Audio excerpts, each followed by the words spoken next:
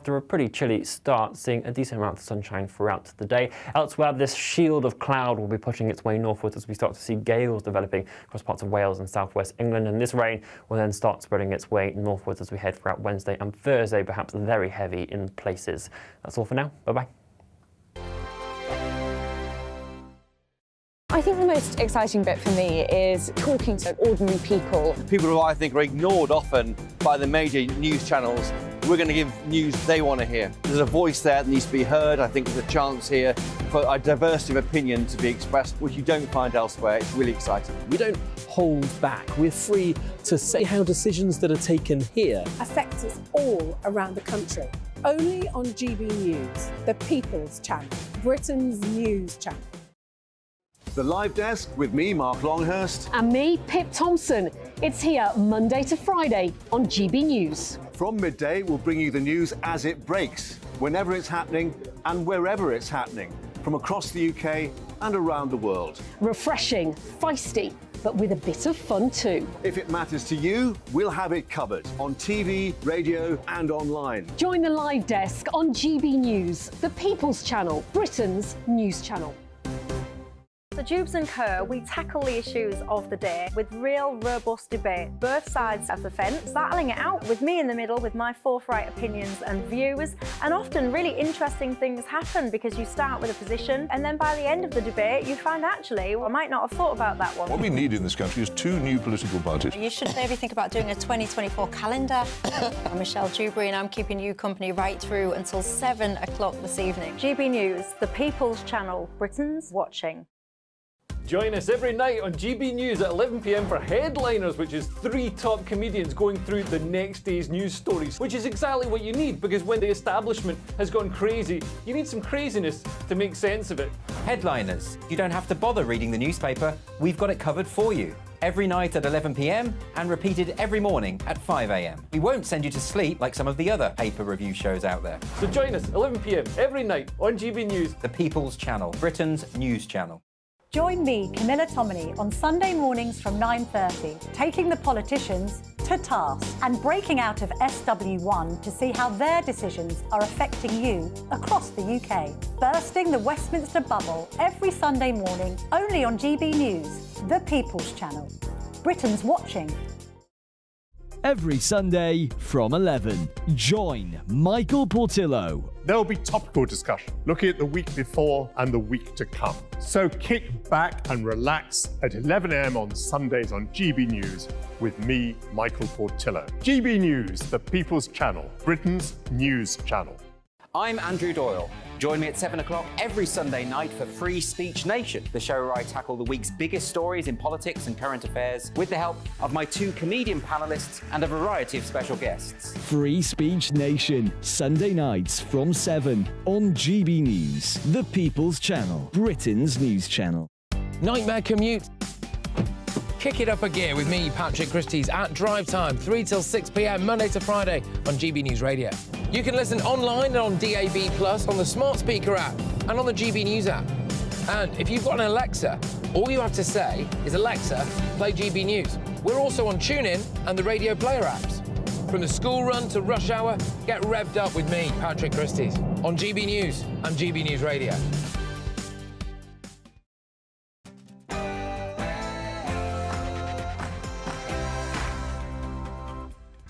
Hello, good afternoon and welcome to GB News on TV, online and on digital radio. Just coming up to 3 o'clock, I'm Nana Akua, and for the next few hours, me and my panel will be taking on some of the big topics that are hitting the headlines right now.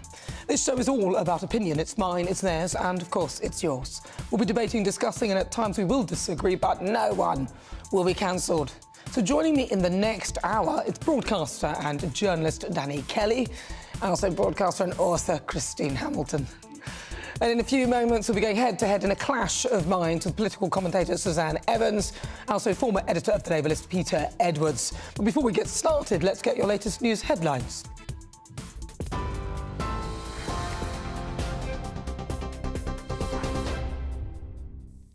Good afternoon, it's 3 o'clock. I'm Elizabeth Callahan in the GB newsroom. The United Nations are warning hospitals in Gaza that they could run out of fuel and supplies within the next 2 days. Hospitals have been overwhelmed with the wounded as well as those seeking refuge. Prime Minister Benjamin Netanyahu has convened his Israeli Emergency Council for the first time in a show of unity and to prepare what he described as demolish Hamas in Gaza. It comes as the leader of the terrorist organisation has met with Iran's foreign minister in Qatar, where they agreed to continue cooperation. Well, a spokesperson for the IDF has told GB News it's continuing to let people in northern Gaza move from their homes to safety. The worst case scenario is actually that they would stay in where we plan to conduct our operations. So they should evacuate to the south, where there is places where people can get holed up and take cover for the time being. And indeed, when we finish and complete our operations, we will announce that they'll be able to come back to their homes. 4 UK government flights carrying Britons have left Israel today, with 2 more expected later. The Foreign Office is telling British nationals in Gaza to be ready in case the Rafah border crossing is opened. It's currently the only route out of the territory. Well, Foreign Secretary James Cleverly told GB News the UK government are doing everything they can to get British nationals trapped in Gaza a safe passage out. We have been liaising very, very closely with the Israeli government, with the Egyptian government, and we know that there have been talks to try and reopen the Rafah crossing. Now, that is the border crossing between southern Gaza and Egypt. At the moment, that is the only credible exit route for people from Gaza. We will continue to work to try and get that crossing reopened, although at the moment it is not open, and that is, of course, making humanitarian and consular support into Gaza incredibly difficult. The mother-in-law of Scotland's First Minister said her goodbyes in a phone call sparked by a false alarm last night. She called Humza Yousaf and his wife after a neighbour told them they had to evacuate the residence they were staying in Gaza because it was due to be hit by a missile.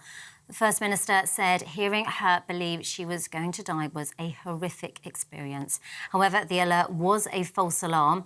He says he will back a potential UK government scheme to accept Israelis and Palestinians seeking to flee the violence. A vigil for Israelis is taking place now in Parliament Square for all the lost lives. Our political correspondent, Catherine Forster, is at Parliament Square in central London for us now. Catherine, can you tell us more? Yeah, so this vigil just beginning in the last moment or so to remember the atrocities that were committed a week ago yesterday when 1,200 Israeli citizens were brutally murdered by Hamas terrorists in kibbutzes, at music festivals, horrific stories, and of course to think of the plight of the 120 Israeli hostages now believed to be in Gaza. I'll bring you more in just a few moments. Thank you, Catherine. The Shadow Foreign Secretary says the rise in anti-Semitism in the UK is abysmal and Jewish children should feel safe to go to school. David Lammy, whose constituency has a large Jewish community, told GB News they should feel safe and be protected by law. He also said the advice from police is that Jewish schools can open. The rise in anti-Semitism is abysmal. We must stand up to this hate. The idea that there are school children not attending school through fear, not wearing uniform through fear, people taking off the Star of David, hiding, pretending that they are not of Jewish faith is entirely unacceptable. And I stand in solidarity with Jewish communities at this time, who must have the full protection of the law. The Metropolitan Police says it's urgently reviewing footage and other material posted online following the pro-Palestinian protest in central London yesterday. The force has released a picture of 2 women they're looking to identify who had images of paragliders attached to the back of their jackets. The demonstration was mainly peaceful without major issues, but 15 people were arrested as pockets of disorder broke out later in the evening. This is GB News across the UK, on TV, in your car, on digital radio and on your smart speaker by saying Play GB News. Now, let's return to Nana.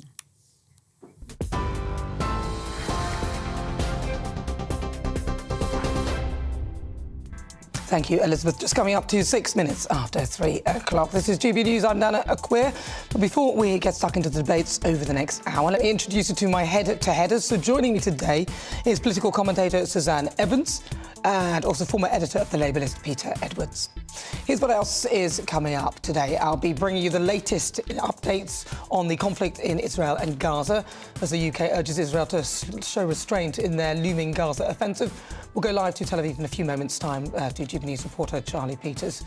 A post-conference poll bounce, very difficult to say, post-conference poll bounce for Keir Starmer.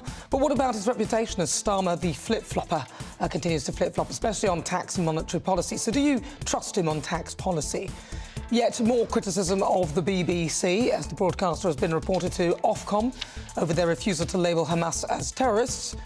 Time for a taste of Texan justice as well, or so says Justice Secretary Alex Chalk, who is said to revamp the prison system by sending fewer non-violent criminals to prison and making them clean up graffiti instead. And how would you feel about a chat box? I can't talk about chat box. I can't talk. How would you feel about an AI chat box as a teacher? Well, that could be the future, as UK prep schools have now appointed an AI robot as its principal head teacher. That's coming up in the next hour. Tell me what you think on everything we're discussing. Email gbviews@gbnews.com or tweet me at gbnews.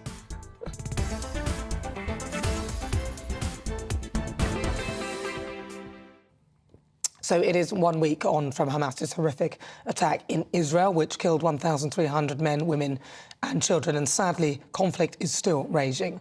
An Israeli military statement has revealed Israel are gearing up for a comprehensive offensive across land, air and sea, but are yet to give any timings or specifics. The IDF, their statement added that soldiers have a strong emphasis on a substantial ground operation, and this comes as thousands of Palestinian civilians in Gaza have continued to flee to the southern half of the Strip after Israel's order for over 1 million residents to flee, of course. Many of those there have also been killed in the conflict. Even hospitals have been told to evacuate and move. To the World Health Organization, they've said it's tantamount to a death sentence, and Hamas has told Gaza residents to stay put. Meanwhile, the leader of Hamas is believed to have met Iran's foreign minister at a meeting in Qatar, where they agreed to continue cooperation against what they call Israel's occupation of Palestinian territory. Reaction to the planned escalation has come from all corners. We've had the UN relief agency saying that Gaza is being pushed into an abyss, calling the situation the worst they've ever seen. Russia has also asked the UN Security Council to vote on a draft resolution for an immediate ceasefire, with the vote expected tomorrow afternoon. So our reporter Charlie Peters is live in Tel Aviv right now. Charlie, well, I mean, things are escalating. Talk to me about what's happening at your end. So the Israeli Air Force, its leader, the general in the last hour, saying that they are conducting manoeuvres in order to generate the easiest possible route in for the IDF. They want to make the ground shaped for those comprehensive air, sea and land operations, with a particular emphasis on the land, of course, as that significant convoy of armour gathers on the south. Over 100,000 troops there, preparing and practicing for what we expect is an imminent ground invasion. But at the same time, in the last hour, there have been 9 rockets fired over from southern Lebanon, likely by Lebanese Hezbollah, into northern Israel. 5 of them were intercepted by the Iron Dome air defence system, but 4 snuck through and landed in open areas in northern Israel, showing that that air defence system is not perfect. Indeed, last night here in Tel Aviv, we saw it fail to intercept a missile that landed a few miles south of where you're looking at this location now. We had air raid sirens over in Tel Aviv about a few hours ago, but I think the Iron Dome was successful on that occasion. But this rising threat from southern Lebanon comes in the last hour as Iran's foreign minister said that if the continued aggression on Gaza continues and that the Israelis and the US continue their mission, then Iran cannot remain a spectator. The biggest escalatory statements we've heard from the Iranians since this conflict started. And it comes also as he confirmed that he met with Hezbollah's leader in Beirut, in Lebanon, where a meeting was had. And he confirmed that Hezbollah said all options were on the table. Of course, he didn't go into what details those options included, but it likely includes a heavier barrage of rockets and possibly also an attempt to push in from that southern border into northern Israel.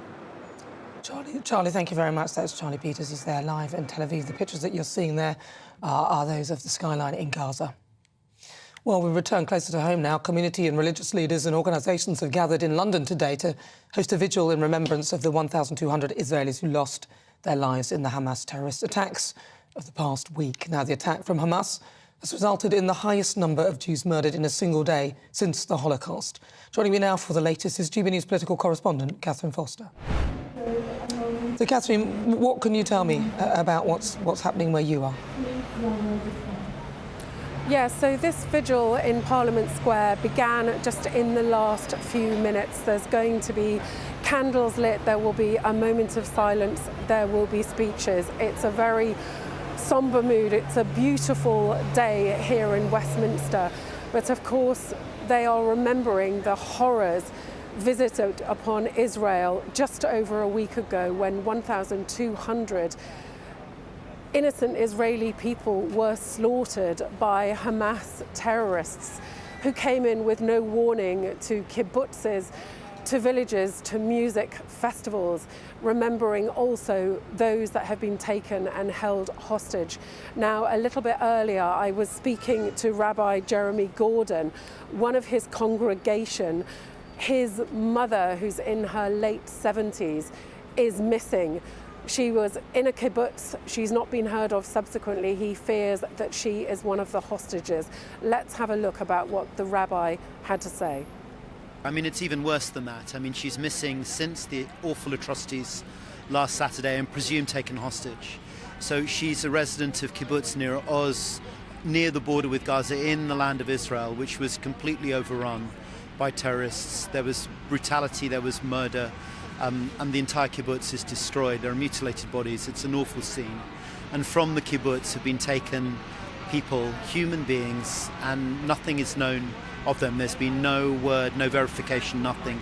They are presumed taken into Gaza and presumed held by Hamas. And it's an awful situation. And Noam has two requests. The first is this, two calls really, on behalf of all humanity.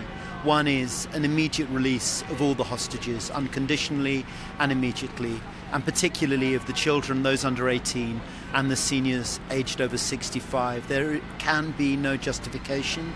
It's deeply inhumane, it's immoral. It will also save lives. It will save lives both of the hostages and of the people of Gaza.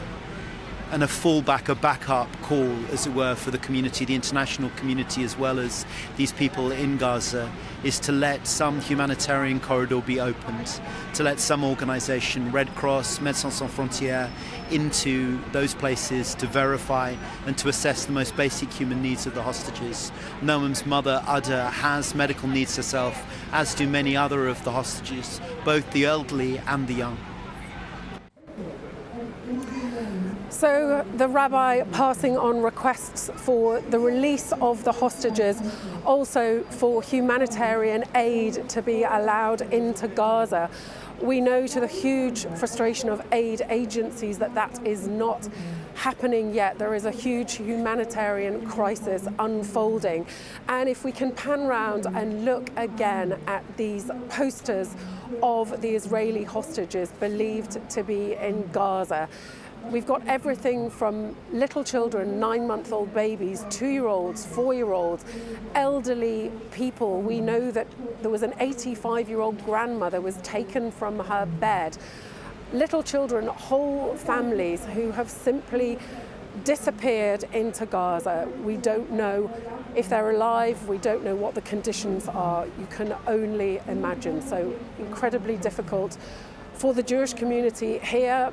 They obviously have family back in Israel. They are at their wits' end. Also, a girl that I was talking to that helped to organise this, she had filmed a couple of girls the other day. It went viral on social media, tearing down these posters of the hostages and saying, what about the Palestinians? She was telling me that her friends that are universities in Israel have been called up. They've got to leave their studies. They have to go to fight, and who knows too what will happen to them.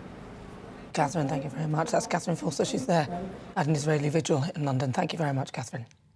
Well, this is GB News. We're live on TV, online and on digital radio. Joining me now, going head-to-head, Suzanne Evans, political commentator, and also Peter Edwards, who's a former editor for the Labour List. Good afternoon to you both. Now, I want to talk to you about what Suzanne, I'm going to start with you, seeing as you were on time. I was nearly late. Naughty of me. But Suzanne, no, I want to start with you. But what do you feel about what you're seeing before your eyes with regard to this conflict? There aren't words to put it into words, are there really? I mean, it's just also so horrific. I think, for me, what the Rabbi just said in that report, you know, there needs to be a release of all the hostages. I don't think Hamas is going to do that in a million years. That's not going to happen. No. Humanitarian aid obviously needs to be getting into Gaza, and I can quite understand the concerns of the aid agencies there.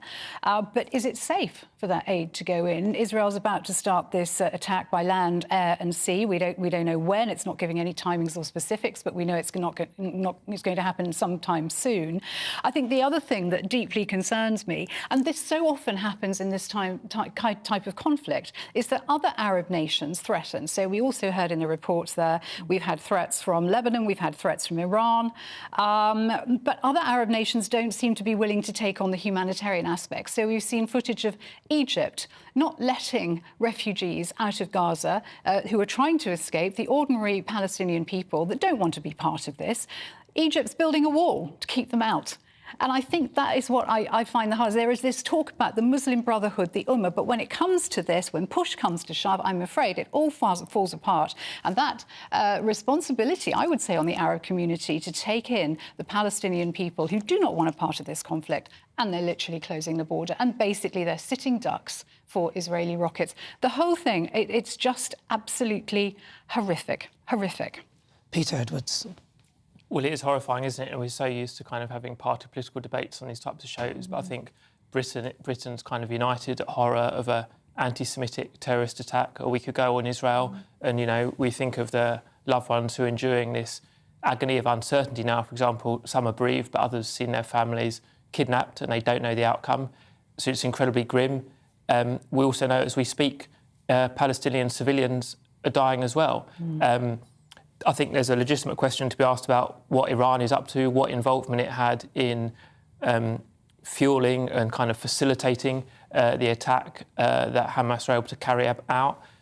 Clearly, there's a massive debate inside Israel about the intelligence services and whether they could have done more, but we'll have to wait for the outcomes of that. But obviously the worry now is lives will be lost when Israel goes into Palestine, which looks inevitable, and Israel itself is coming under attack again, as you just covered in your news bulletin. So it looks like going on for a very long time. And, you know, we're so used to kind of giving answers on things like the NHS or tax where we say, do this or do that. And I think it's a quagmire. And I think, you know, European governments are struggling to find an answer, and it's incredibly sad. Well, I mean, just watching it, it does feel like a trap.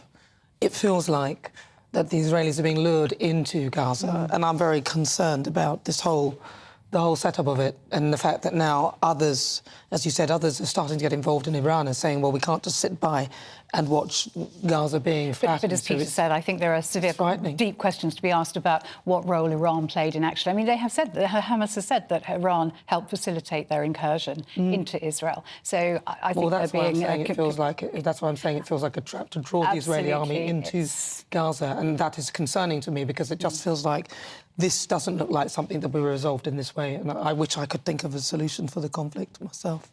No. I really do. No. Well, it's not been resolved in decades, and there's certainly not going to be a resolution here. I mean, I've travelled in Israel and in Palestine, not in Gaza, but in the West Bank, and most people don't want this conflict. I personally don't see a two-state solution, but that's perhaps a question for another day. Well, listen, stay with us because we'll be following the updates from Israel. We'll be going live throughout the show. We'll also be going to speak to Uri Geller, who's there in Tel Aviv. And we'll be talking to Charlie Peters and getting updates. This is GB News. We're live on TV, online and on digital radio. Coming up, are the BBC under fire again, this time because they're refusing to label Hamas as a terrorist organisation? Where do you stand with that? Next, Keir Starmer plans to tax the rich. Could flip-flop Sir Keir Starmer be coming after your money? Do you trust him?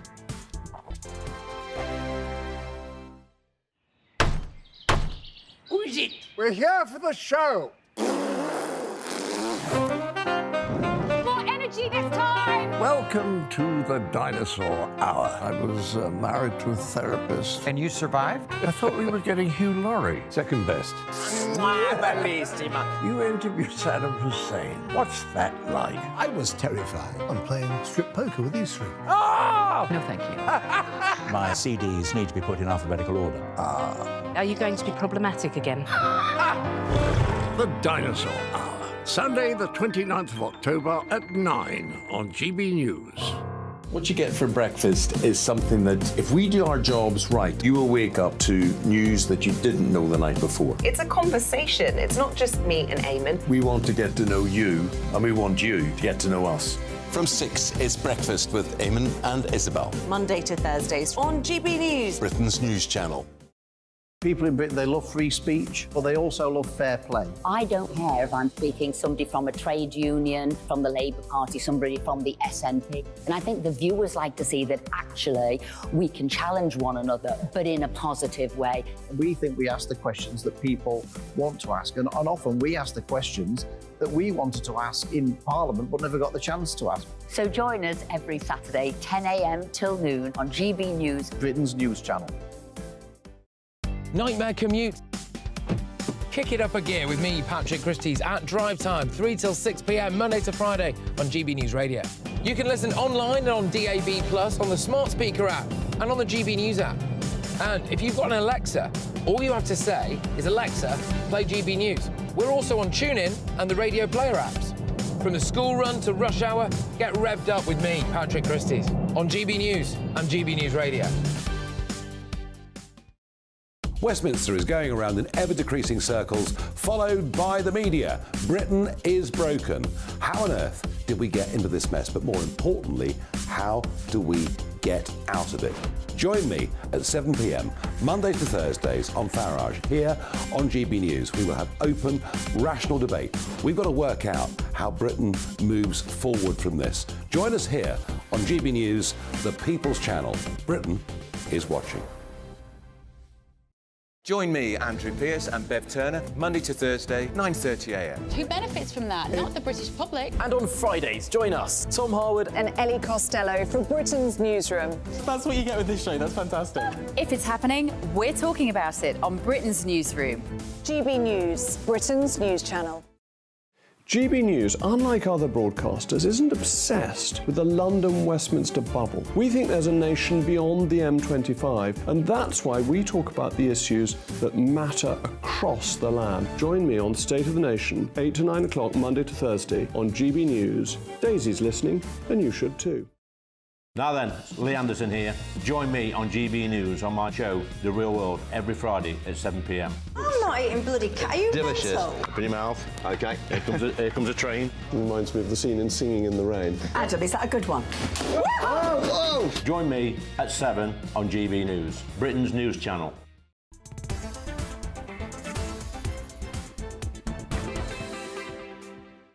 Good afternoon, 24 minutes after 3 o'clock. This is GB News. We are the People's Channel. I'm Nana Akua. Just before we go any further, just take a look at these live pictures of Gaza, Israeli-Hamas conflict. Now, listen, if you are listening on radio, I'll describe what we're seeing. This is the skyline in Gaza, and, of course, in the background, in the distance, there's a lot of acrid black smoke, and it looks very eerie. I mean, you can catch up on the GB News app and take a look at that. It's a free download. You can take that there or go and stream us live on YouTube and take a look at these pictures. But these are live pictures right now in Gaza, and that is the situation there. We'll keep you up to date with the conflict throughout the show. But it's been a very interesting week for Sir Keir Starmer at the Labour Party conference in Liverpool, where he laid out some of his plans on housing and the NHS. The Labour leader has also set out his policy on cutting tax for working people and told GB News that he plans to generally lower taxes if elected. But seeing as Sir Keir has made a bit of a reputation for flip-flopping on certain issues, today I'm asking, do you trust his tax policy? So joining me in my head-to-headers, political commentator Suzanne Evans and editor of the Labour list, Peter Edwards. Peter, I'm going to start with you because you said you hot-footed it from the Labour Party conference this week. Talk to me about Sir Keir, the conference, and what your views are. Well, I had a brief visit there, and he's always said he always saw his role in 2 or 3 stages. First of all, sorting out the Labour Party, which took a lot of sorting out, dealing with a lot of problems, including anti-Semitism. Secondly, holding a mirror up to the Tories, which is done, and I won't rehash all the Prime Ministers and so on we've had. And then finally, it's beginning to set out his own policies, which he's doing. And I think it was quite a sober conference, and one of the things I took away from it was perhaps, unlike Ed Miliband, who I liked a lot, they didn't promise 101 policies. They promised relatively little. There was a big push on trying to unblock house building, which we know affects affordability. But I think it was very pragmatic, and they weren't trying to promise the earth because the public finances are so bad and public confidence is very weak in politics. But they never promised the earth. I mean, they never promised anything, really. That was the trouble that we had with it. He didn't even talk about immigration, and yet he could have, and apparently he has some good policies. Well, I mean, the last poll I looked at, I think, was YouGov Memorial Ipsos. Labour had a narrow lead over the Tories on immigration and asylum, which is interesting because, again, over the last 10 years, that's often been a Labour weakness come election time. Leadership, immigration and welfare and the deficit have come up again and again. So I think we are in a better position. And really, there was only probably 2 big policy messages. One was Mark Carney, the endorsement of the former Bank of England governor, Rachel Reeves, and the other one was the attempt to kind of unblock their housing supply and put more pressure on developers through changing various rules and so on. Yeah, so you got the backing of Mark Carney. Well, that's good for a minute. What do you think, Suzanne? I think Labour had a very good conference, actually. Just picking up on what you said about not mentioning immigration, of course, Starmer didn't mention inflation in his speech either, which was a major omission. But I think they had a good conference. But they're constantly flip-flopping on policy. I'm just going to run through a list of some of the flip-flops that Keir Starmer has given us. You know, employment rights for gig workers, gone now. Huge green subsidies to businesses, a tax raid on US tech giants, wealth taxes, taxing top earners more, minimum 15-hour wage, privatising the energy companies, ending outsourcing in the NHS. Shall I go on? A second referendum on the EU, abolishing universal credit, tuition fees, childcare expansion, 2-child benefit cap. I mean, it goes on and on. They have had an endless list of flip-flapping on policy. You wish you'd listed the Prime Ministers now. On anything, really. What do they stand for? What is the policy going to be? We're heading into a general election, and at the moment, we can't see a clear vision, I don't think, from the Labour Party. And then, of course, you've got the hardline Labour members, mostly the trade unions, who are furious about the fact that they've flip-flopped on things like taxing the rich and getting rid of wealth taxes and all the working rights for gig workers that have been chucked out. They're furious. So we're going to get back to the good old days of a real tension as well between the trade union and the Labour leadership, I think. So then, in short, then, do you trust Sir Keir Starmer with the tax situation? Then I absolutely don't, and particularly not, I don't think, because he's talking about putting so much power in the in the pockets of the Office for Budget Responsibility. Because if you've got the Office for Budget Responsibility doing policy, then it's a recipe for constant stagnation. Well, they keep getting things. They keep getting things wrong. Tax and spend. But they do keep getting things wrong. So, Peter, I mean, you've heard of the list, and as I said, I bet you wished you'd listed all the Prime Ministers that have come through the Tory party now. You had a chance, you could have done it. But in your view, then, do you really think that we can trust Sir Keir Starmer? I mean, I know you're obviously a Labour supporter, but the problem we're having is, as Suzanne listed, all these U-turns, and they're not even in office, and literally they keep going backwards. I don't think that's fair, and I don't think it's accurate. I won't run through them all, but the big thing that's changed, the public finances are in a fundamentally different position because of COVID, and that is just a fact, OK? And to take one specific example, if you look at Labour policy on tuition fees, which is to retain them in some form, that is popular. A majority of voters, a poll I saw in the last 10 days or so, supported that. Well, of course they would. Who wouldn't support your education being paid for by the state? I mean, come on, that's not a surprise. You said tuition fees, you're talking about... The state is us. Yeah, right? Well, that's what I mean, but who wouldn't support... But people understand, just bear with me, that... well, no, I was talking. No, I was talking. So, I'm sorry, no. I'm just saying that who wouldn't support, and I know the state is us, thank you very much for that, but who wouldn't support it? If you said to me, oh, well, you know, your fees will be paid for when you go to university, the Liberal Democrats did that, remember, and then they went back on it as well. So my point is that who wouldn't support that? That's not a surprise. I think it is a surprise because, first of all, he's moved Labour policy. Corbyn said he'd abolish tuition fees, which was unaffordable. And it goes back to this other point that there's only 2 people that can win the general election, 2 people that be Prime Minister, Rishi Sunak or Keir Starmer. And Keir Starmer is trying to put pragmatism and integrity and credibility back in the Labour Party. So being honest with the public on tuition fees is an example of that. And apologies if I did cut you off, but I think voters generally get There are things like that university is getting more expensive, and that's why universities rely on foreign student income so much, because they pay more. But voters get that we all have to pay for it, so kind of levelling with the public in that way, I think, is a good thing. But he's trying to get richer students to pay for the poorer ones, and he's also trying to make the private schools pay that. A lot of them aren't really that, they're not that profitable, a lot of them. No, a lot of them, and I think obviously you're going to have, if this is going to hit the poorest, and I use poorest in a loose sense because obviously it's not the poorest in society who are sending their children to public school, but the poorest of those people who do, they're going to be the ones hit very hard, and then you're going to have a huge new influx of children into the state education system, and I'm not sure it's going to be able to cope. And Peter, with the best will in the world, you talk about credibility, honesty and accountability. Labour have flip-flopped so much, they've deleted all their press releases before September last year from their website. That's how dishonest they're being with the public about the way in which they've flip-flopped. And you mentioned COVID. I think it was obvious to anyone with half a brain that COVID lockdowns were going to cause enormous problems. And this is the other issue I have, not just with the Conservatives, to be fair, all the parties. They don't troubleshoot policy. They make these policy announcements. They say sound bites that sound public and wonderful, but they don't think through the unforeseen consequences. And there are many, particularly on their housing issue. But again, I'm going to have to stop. The house building policy, you've got 30 seconds. Is exactly an example of troubleshooting, because it wasn't a big financial promise. It was this promise to work on, I think it was Section 105, by which house builders have a community and an affordability obligation. Yes. So it's a technical measure that can help unlock housing supply. So it's exactly the type of troubleshooting that you're asking for. Well, can I just say that you can build as many houses as you like, but if you don't stop the boats, then you'll never build enough. Right, this is GB News, 32 minutes after 3 o'clock. We're live on TV, online and on digital radio. Coming up, could a Texan-style justice system be set for the UK? Justice Secretary Alex Chalk could be set to revamp the system by sending fewer non-violent criminals to prison and making them clean up graffiti instead. Do you think that'll work? But first, let's get your latest news headlines with Elizabeth.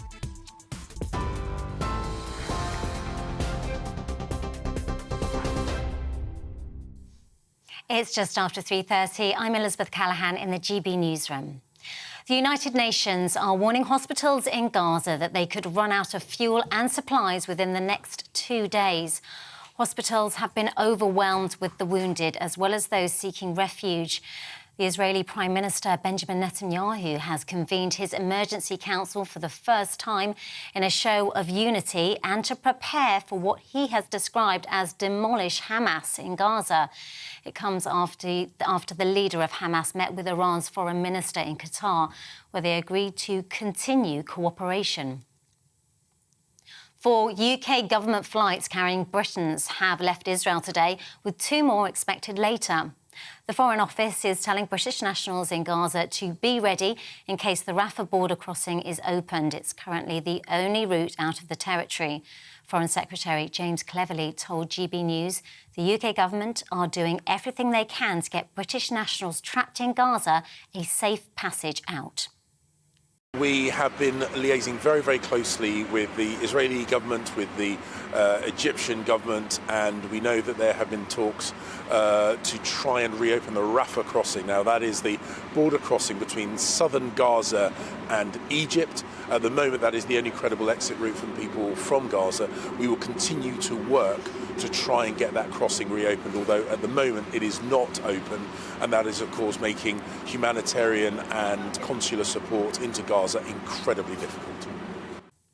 The Metropolitan Police says it's urgently viewing content posted online following the pro-Palestinian protest in central London yesterday. The force has released a picture of 2 women they're looking to identify who had images of paragliders attached to the back of their jackets. The demonstration was mainly peaceful without major issues, but 15 people were arrested as pockets of disorder broke out later on in the evening. You can get all that and more of those stories by visiting our website, gbnews.com. Now it's back to Nana.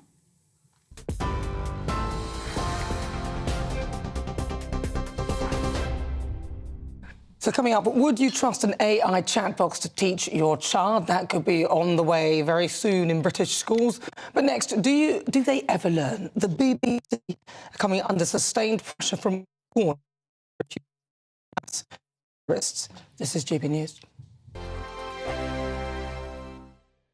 I think the most exciting bit for me is talking to ordinary people. People who I think are ignored often by the major news channels.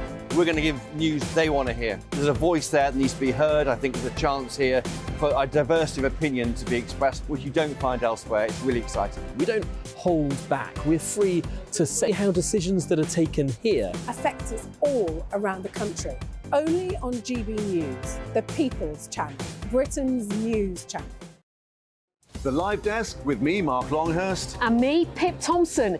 It's here Monday to Friday on GB News. From midday, we'll bring you the news as it breaks, whenever it's happening and wherever it's happening, from across the UK and around the world. Refreshing, feisty, but with a bit of fun too. If it matters to you, we'll have it covered on TV, radio and online. Join the Live Desk on GB News, the People's Channel, Britain's news channel. So Jubes and Kerr, we tackle the issues of the day with real robust debate, both sides of the fence, battling it out with me in the middle with my forthright opinions and views. And often really interesting things happen because you start with a position and then by the end of the debate you find actually, well, I might not have thought about that one. What we need in this country is 2 new political parties. You should maybe think about doing a 2024 calendar. I'm Michelle Dewberry and I'm keeping you company right through until 7 o'clock this evening. GB News, the People's Channel, Britain's watching. Join us every night on GB News at 11 p.m. for Headliners, which is 3 top comedians going through the next day's news stories, which is exactly what you need, because when the establishment has gone crazy, you need some craziness to make sense of it. Headliners. You don't have to bother reading the newspaper. We've got it covered for you. Every night at 11 p.m. and repeated every morning at 5 a.m. We won't send you to sleep like some of the other paper review shows out there. So join us 11 p.m. every night on GB News. The People's Channel, Britain's news channel. Join me, Camilla Tominey, on Sunday mornings from 9:30, taking the politicians to task and breaking out of SW1 to see how their decisions are affecting you across the UK. Bursting the Westminster bubble every Sunday morning, only on GB News, the People's Channel. Britain's watching. Every Sunday from 11, join Michael Portillo. There'll be topical discussion, looking at the week before and the week to come. So kick back and relax at 11 a.m. on Sundays on GB News with me, Michael Portillo. GB News, the People's Channel, Britain's news channel. I'm Andrew Doyle. Join me at 7 o'clock every Sunday night for Free Speech Nation, the show where I tackle the week's biggest stories in politics and current affairs with the help of my 2 comedian panellists and a variety of special guests. Free Speech Nation, Sunday nights from 7 on GB News, the People's Channel, Britain's news channel. Nightmare commute. Kick it up a gear with me, Patrick Christies, at drive time, 3 till 6 p.m, Monday to Friday on GB News Radio. You can listen online and on DAB+, on the smart speaker app and on the GB News app. And if you've got an Alexa, all you have to say is, Alexa, play GB News. We're also on TuneIn and the Radio Player apps. From the school run to rush hour, get revved up with me, Patrick Christies, on GB News and GB News Radio.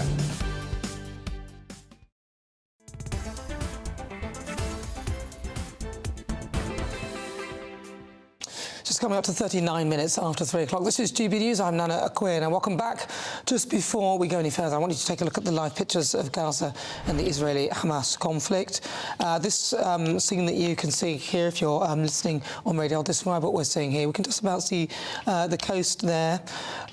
We've got lots of buildings there. In the far distance up towards what I presume is the north of Gaza, there's a plume of smoke that's sort of going upwards, obviously, and it seems things seem very quiet. If you were to look at that, you'd see quite an eerie scene, and obviously, I'm sure the people there are extremely frightened about what is to happen. I'm not sure whether we've had the Israeli army going in yet, but we suspect that will be imminent in the next few hours or so. So we'll keep you posted on what we have here, and we'll keep these images coming so you can see.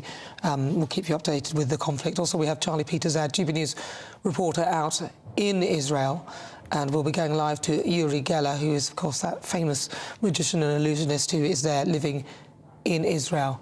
Now, what you're seeing now, more pictures from Gaza, this time away from the city, which was densely populated with lots of high-rise buildings. This time we're looking at a stretch of land, and it's just separate fumes of smoke at both ends of the picture, which, you know, it's incredibly eerie. There is no sign of anyone moving around, even at this distance. I suspect we might be able to see people moving, but there doesn't seem to be much out there. So that's what's happening in Gaza.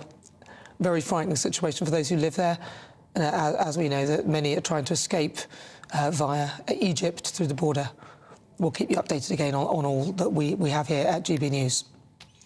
So if you just joined us, welcome aboard. This is Head to Head, and the BBC, on to the next topic, have been reported to Ofcom over their refusal to call the Hamas group a terrorist organisation.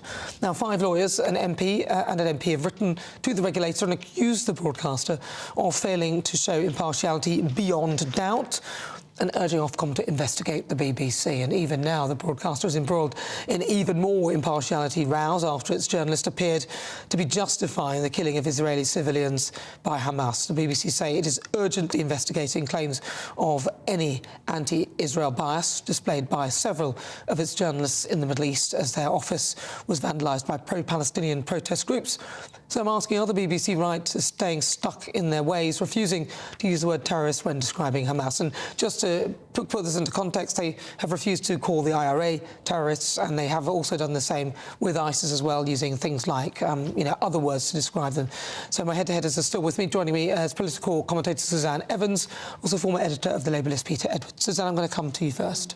Yeah, I don't think this is a case to answer here for the BBC. Under the Terrorism Act, Schedule 2 of the Terrorism Act, Hamas is listed as a prescribed organisation, a terrorist organisation. This is not something, therefore, in British law that should be up for debate or discussion. It is a simple fact, and it should not be up for debate or discussion. The BBC is wrong by referring to them by such names as, for example, militants. I think what they're doing is showing a breach of their charter responsibilities to be impartial, because they're using more sympathetic terms to describe what is absolutely a terrorist organisation without question. Even if they weren't prescribed by the Terrorism Act, you look at what they have done this week.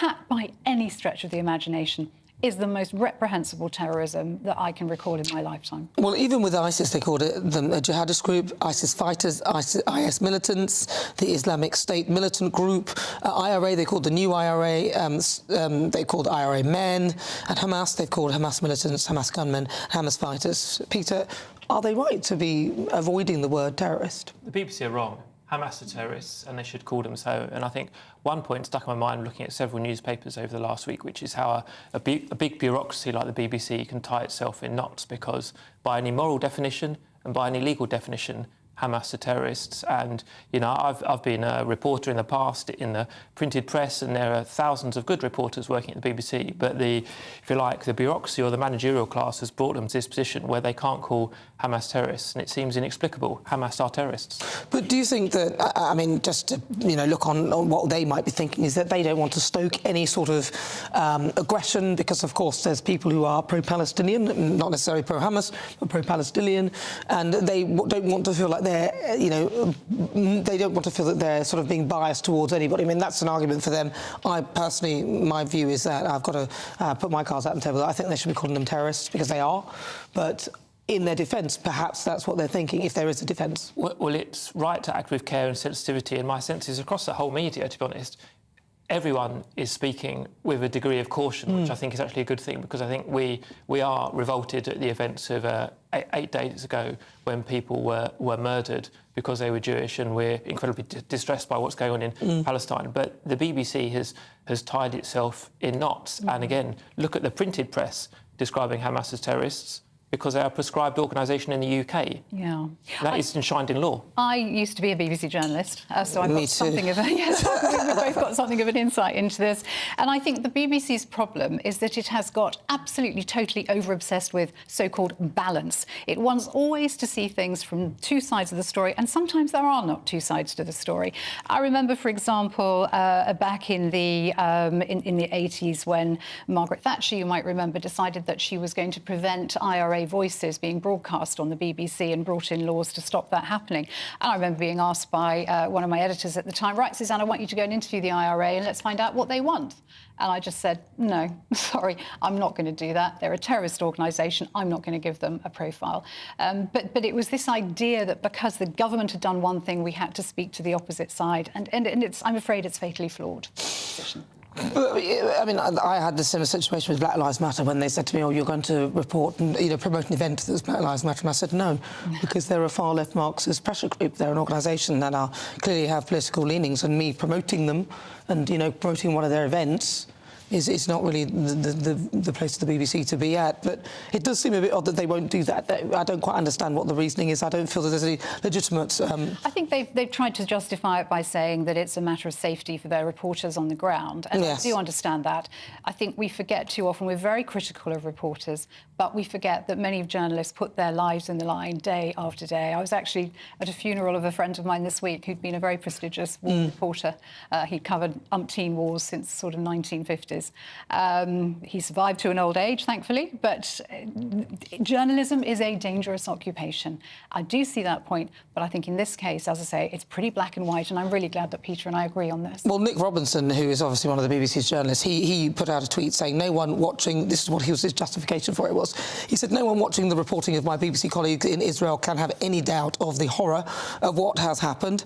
I understand entirely why some want the word terrorism used. It is though, the long-standing practice of the BBC, ITV and Sky to report others using that language rather than using it themselves. I don't believe that he's actually included others in there to make it sound like the BBC and the others do it, but I'm pretty sure I've heard ITV and Sky reference them as terrorists. I'm going to have a listen to see if I can hear. But I don't think that's... I don't know whether that's true or not. They've used terrorism in other contexts, Yeah. so I think this is... I think they're on very dodgy wicket here. Why do they keep doing this? It is sad, because I think there is a place for a broadcaster who is completely impartial, but I also note that many of their so-called stars, like the Gary Linekers, who was talking about, when Suella Braverman used the word invasion, Gary Lineker said that it was language akin to that of Germany in the 30s. Well, I don't think you can equate what we're seeing with the language of, that's such a far flung out comparison, and it's absurd actually, because what we're seeing in Israel and what happened last Saturday was something that you would have seen potentially in somewhere like Nazi Germany. That's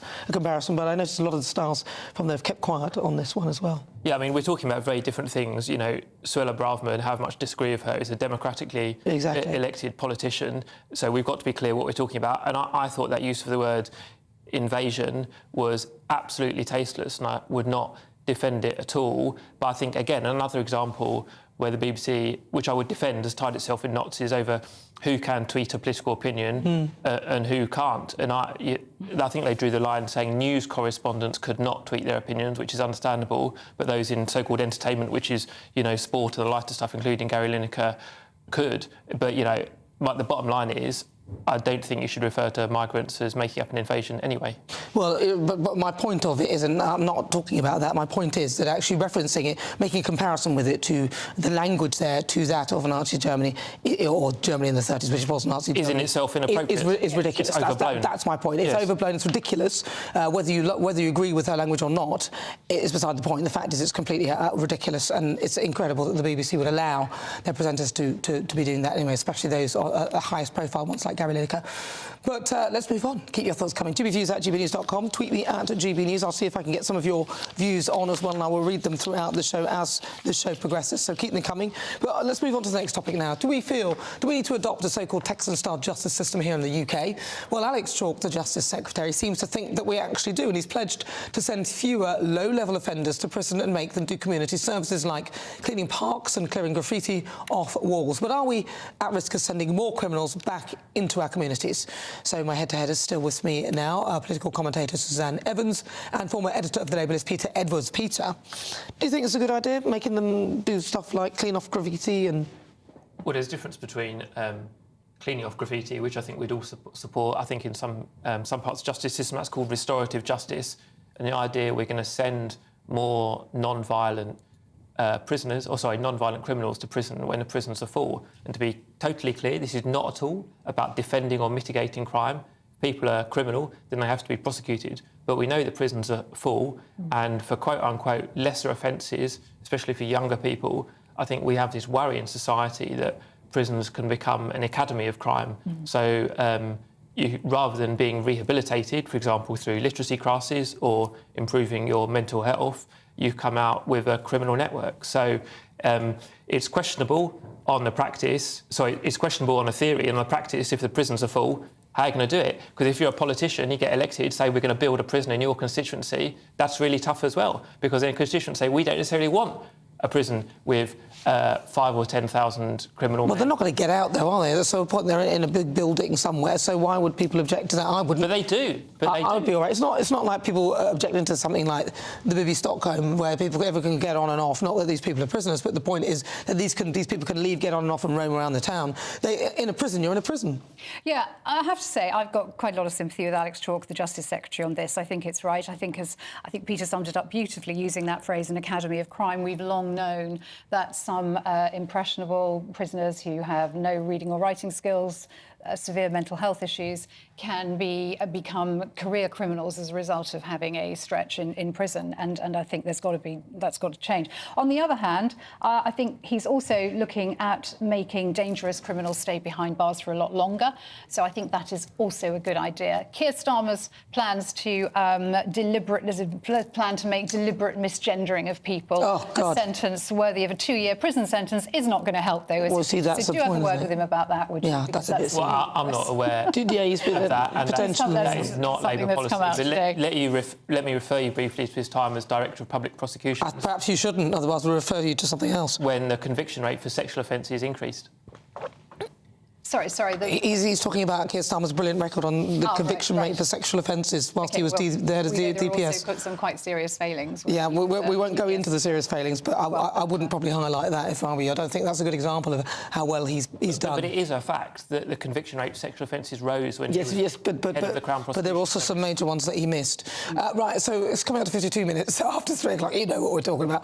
Cottesmore School, a boarding prep school in West Sussex, has appointed an AI chatbot as its principal head teacher to assess its head teacher, staff and students. But as the government warns of the potential dangers of AI and many push for the new technology to be regulated, should we be saying AI and keep it out of our schools? What do you think? I don't mind it. I'm all right with the chatbot helping out the headmaster. Do you think it's all right? And assessing stuff? To be honest, risk of sounding really old-fashioned, I know kids use computers in schools, and that's a really good thing. But I think the less time that kids spend on computers or using smartphones, and the more time they spend engaging with each other or teachers or the community as human beings, the better. Suzanne? I think the parents at this school are spending £32,000 a year for their children to be taught by proper teachers. I'd like to know what they think, but I thought if you're going to have AI in the classroom, surely they should get a fee reduction, don't you think? Seriously, I also think there are issues here about privacy. Who's collecting this data that has to be put into these bots? Where's the accountability if they make a mistake and something goes horribly wrong? Are they GDPR compliant? I also find it, actually, and perhaps this is a trite point, but weren't they both absolutely gorgeous, beautiful human specimens? They don't look like real people. I think we've got this kind of culture of everyone aspiring to too much beauty these days, and I didn't like the fact that they're pretty good-looking, these AI chatbots. Well, you know, it's a bit worrying. They've even talked about AI chatbots that could be the perfect relationship partner. Oh, my gosh. So they're good-looking. Yeah, I'm not quite sure how that would work, and I don't want to go there, actually. Mechanical arms and things. Or an AI. Would you like an AI girlfriend? Would you be up for that? Oh no, that seems to be talking about it. No. No. Well said, Peter. No. Stick with real women or men. Sorry, I'm not making any assumptions. Well, once your leader works out what one is, I think he has admitted now what a woman is. Thank God, doesn't he? Finally, he's admitted it. Well, listen, stay tuned. There's loads more here to come on GB News. My panellists are with me in the studio today. I'm joined now by political commentator Suzanne Evans and former editor of the Labour list, Peter Edwards. We'll continue with so much more on the programme. Coming up, of course, we'll be speaking to Uri Geller. Plus, of course, we'll be doing our special Outside. And I've got an incredible mystery guest who'll be live in the studio in a matter of moments. This is GB News. More to come in the next hour. Yes. Who is it? We're here for the show. More energy this time! Welcome to the Dinosaur Hour. I was married to a therapist. And you survived? I thought we were getting Hugh Laurie. Second best.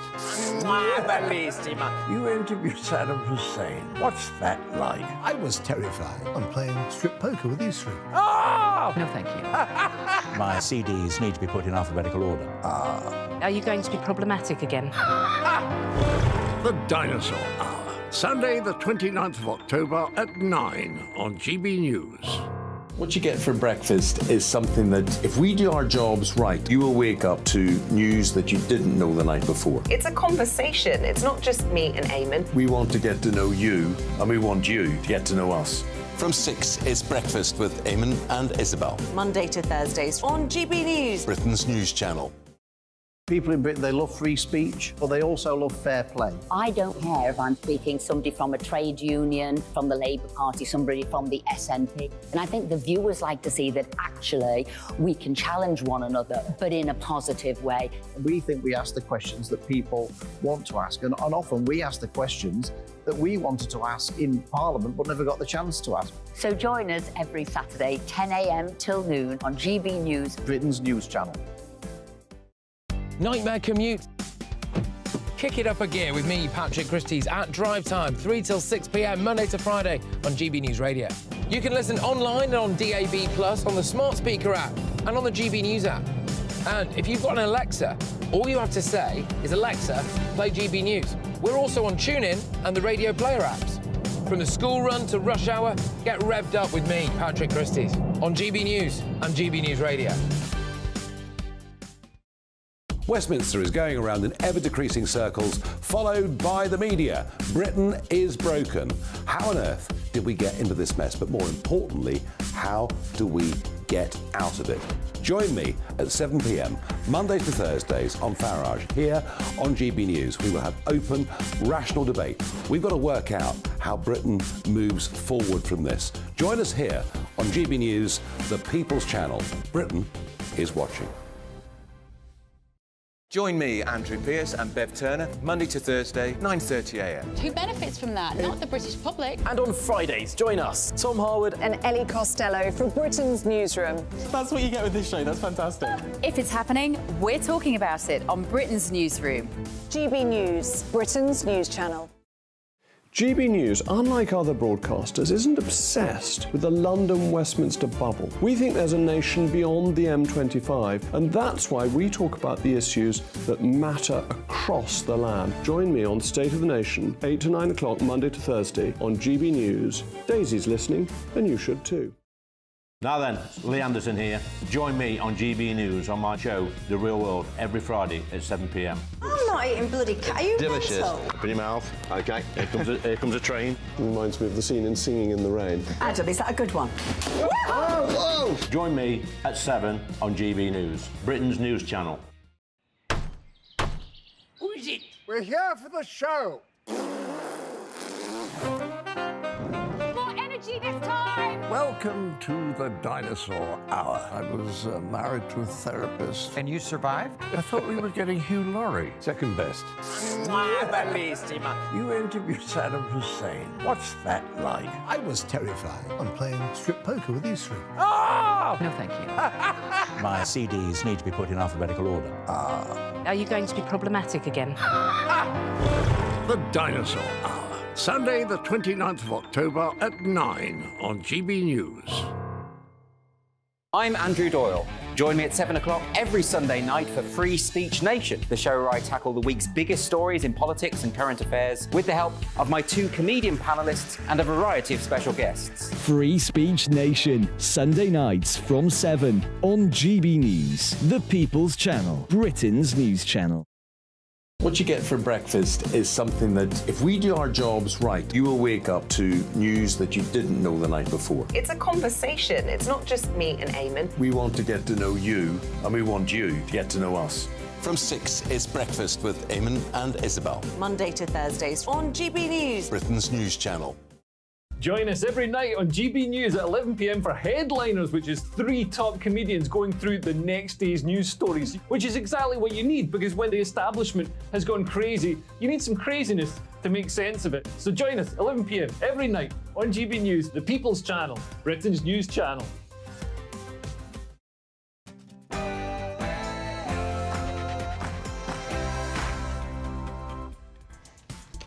Hello, good afternoon. This is GB News on TV, online and on digital radio. I'm Nana Akua. And for the next 2 hours, me and my panel will be taking on some of the big topics hitting the headlines right now. This show is all about opinion. It's mine, it's theirs, and of course it's yours. We'll be debating, discussing, and at times we will disagree, but no one will be cancelled. So joining me today, it's broadcaster and author Christine Hamilton, and also broadcaster and journalist Danny Kelly. But before we get started, let's get your latest news headlines with Polly.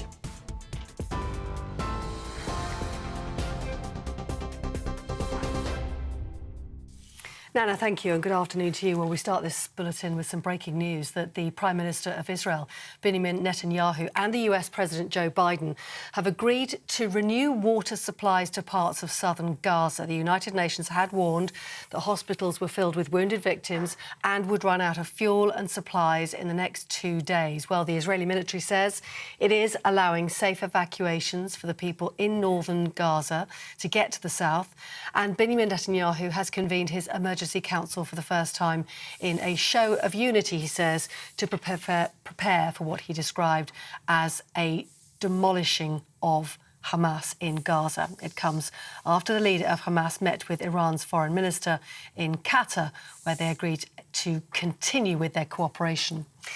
Well, a spokesperson for the Israeli Defence Force told GB News it's continuing to let people into northern Gaza move from their homes to safety. The worst case scenario is actually that they would stay in where we plan to conduct our operations. So they should evacuate to the south, where there is places where people can get holed up and take cover for the time being. And indeed, when we finish and complete our operations, we will announce that they'll be able to come back to their homes. Well, in the meantime, we can tell you 4 government flights carrying Britons have left Israel today, with 2 more expected later. The Foreign Office is telling British nationals in Gaza to be ready to move in case the Rafah border crossing is open. That's the border in the south with Israel. It's currently the only route out of Gaza. The Foreign Secretary, James Cleverly, has told GB News the UK government is doing everything it can to get British nationals trapped in Gaza a safe passage out.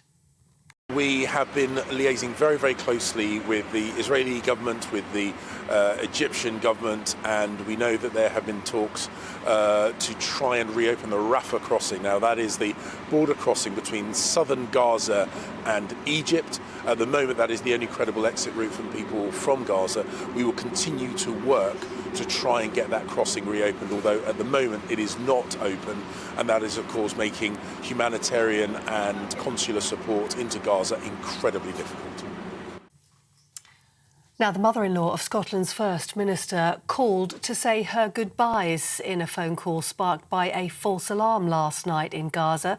She called her son-in-law Humza Yousaf and his wife after a neighbour had told them they had to evacuate their building because it was due to be hit by a missile. The First Minister said hearing her believe she was going to die was a horrific experience. However, the alert was, in the end, proved to be a false alarm. And Humza Yousaf is saying he will now back a potential UK government scheme to accept Israelis and Palestinians seeking to flee the violence. Well, let's bring you up to date with events here in the UK and indeed the reaction to the Israel-Hamas conflict in London. Hundreds of people have been gathering at a vigil in central London to commemorate the Israeli victims of the Hamas incursion into their country. Many were draped in Israeli flags and posters saying, "Bring them home," with names and faces of hostages captured by Hamas being handed out to attendees. A police presence could be seen patrolling the event, which happened in Westminster. The Shadow Foreign Secretary has been saying the rise in anti-Semitism in the UK is abysmal. And Jewish children should feel safe going to school. David Lammy, whose constituency has a large Jewish community, told GB News children should feel safe and be protected by the law. He also said the advice from police is that Jewish schools could open. The rise in anti-Semitism is abysmal. We must stand up to this hate. The idea that there are school children not attending school through fear, not wearing uniform through fear, people taking off the Star of David, hiding, pretending that they are not of Jewish faith is entirely unacceptable. And I stand in solidarity with Jewish communities at this time, who must have the full protection of the law.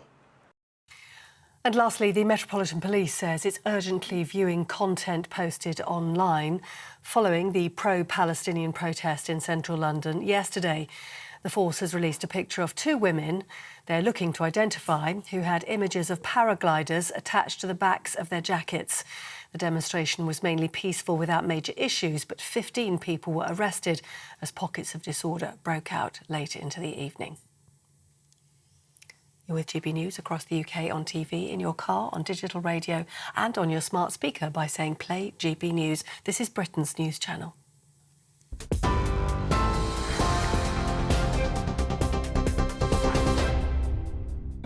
Good afternoon. It's fast approaching 6 minutes after 4 o'clock. This is GB News. We are the People's Channel. Now, before we get stuck into the debates, here's what else is coming up today. For the Great British Debate this hour, I'm asking, is Jeremy Corbyn fit to run for London Mayor? Re-emerging at the pro-Palestine rally in London yesterday, Jeremy Corbyn has allegedly told friends that they'll be seeing a lot more of him, teasing a return to politics.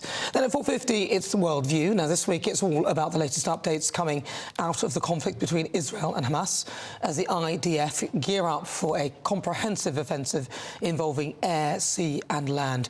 We're joined by Uri Geller in Tel Aviv, plus Gary Mond of the National Jewish Assembly. And we'll also get the latest US reaction to the conflict from Paul Dudridge in Los Angeles. And then stay tuned at 5 o'clock. It's this week's Outside. Now, my mystery guest, he is a renowned radio DJ and a television presenter, and also holds an honorary doctorate from the University of Bath, Akua Sulis. In respect of his contributions to the media, well, I mean, that's not really blurred out much at all. Listen, if you don't know who he is, all you need to do is look at your TV. It's supposed to be a mystery, but this is not a mystery. It's contributions to media and the charity industry. Stay tuned. You can find out who he is. Tell me who you think he is. That's coming up in the next hour.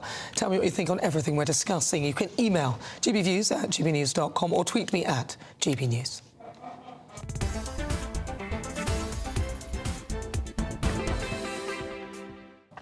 So I'm Nana Akua, I'm with you till 6 o'clock, and it is 1 week on from Hamas's horrific attack in Israel, which killed 1,300 men, women and children, and sadly, conflict is still raging. An Israeli military statement has revealed Israel are gearing up for a comprehensive offensive across land, air and sea, but are yet to give any timings or specifics. Now, the IDF's statement added that soldiers have a strong emphasis on a substantial ground operation. Our reporter Charlie Peters is live in Tel Aviv. Charlie, thank you very much for joining us. What more can you tell us? Can you give us an update? Sure. Well, in the last few hours, we've heard that Israel has partly ended its blockade on the Gaza Strip. Since this conflict started, it has cut off access to electricity, water, food, and also some other supplies, such as humanitarian aid, into Gaza since those atrocities were committed on Saturday. It has reopened water supplies in southern Israel, its energy minister said, who also confirmed that Benjamin Netanyahu made the decision in support and in cooperation with US President Joe Biden. I think really demonstrating that international diplomacy, in particular from Washington, is having an effect on adjusting the Israeli strategy on how they respond to those threats from Hamas in the Gaza Strip. It's important to note that this water supply is only reopening in southern Gaza, and that is where the IDF wants 1.1 million citizens in the north of Gaza to head down to, south of the Wadi Gaza, a river that comes across halfway through the territory. They need them there because they are intending to conduct more shaping operations on the ground, from sea and in the air to prepare for that likely ground invasion. So they need them to move south because so long as there are civilians in the north who are in an untenable untenable humanitarian situation, which the UN said has the spectre of death looming over it. So long as they are there, the IDF cannot conduct stronger and more severe airstrikes on Hamas military targets, many of which are subterranean. They have those tunneling shelters under the ground, 500 kilometers of them across the strip, where they can hide from rockets, but also prepare new attacks and prepare to launch obstacles onto any incoming IDF attacks. That's the situation in the south, but in the last half hour we've also heard of escalating developments in northern Israel, where reports from the IDF have claimed that they have launched helicopter gunships into southern Lebanon to target military locations. Is that what they said? Military infrastructure in southern Lebanon. That is almost certainly targeting Lebanese Hezbollah, that severe military fighting force in the south of Lebanon. It is the most lethal non-state hostile actor in the world, and it has been conducting skirmishing attacks on Israel for the last week. That is an escalating situation there. There's also reports of gunfire on the border between IDF soldiers and local militiamen, likely terrorists from Lebanese Hezbollah. So that situation now extending into quite a troubling situation where Israel could be fighting this conflict now properly on two fronts. A serious engagement in the south and an almost certainly growing into a proper all-out confrontation in the north. Charlie, thank you very much for that update. We'll speak to you later on, perhaps in the next hour. Thank you so much. That's Charlie Peters. He's there live in Tel Aviv. Now, closer to home now, community and religious leaders and organisations have gathered in London today to host a vigil in remembrance of the 1,200 Israelis who lost their lives in the Hamas terrorist attacks of the past week. Now, the attack from Hamas has resulted in the highest number of Jews murdered in a single day since the Holocaust. So joining me now for the latest is GBNews political correspondent Catherine Foster. Catherine, so you're there at this vigil. Can you give us an update? Yeah, so the vigil began at about 3 o'clock this afternoon. We had a moment's silence. We've had prayers. We've had songs. It's been really very moving indeed. And I spoke just a little bit earlier to a...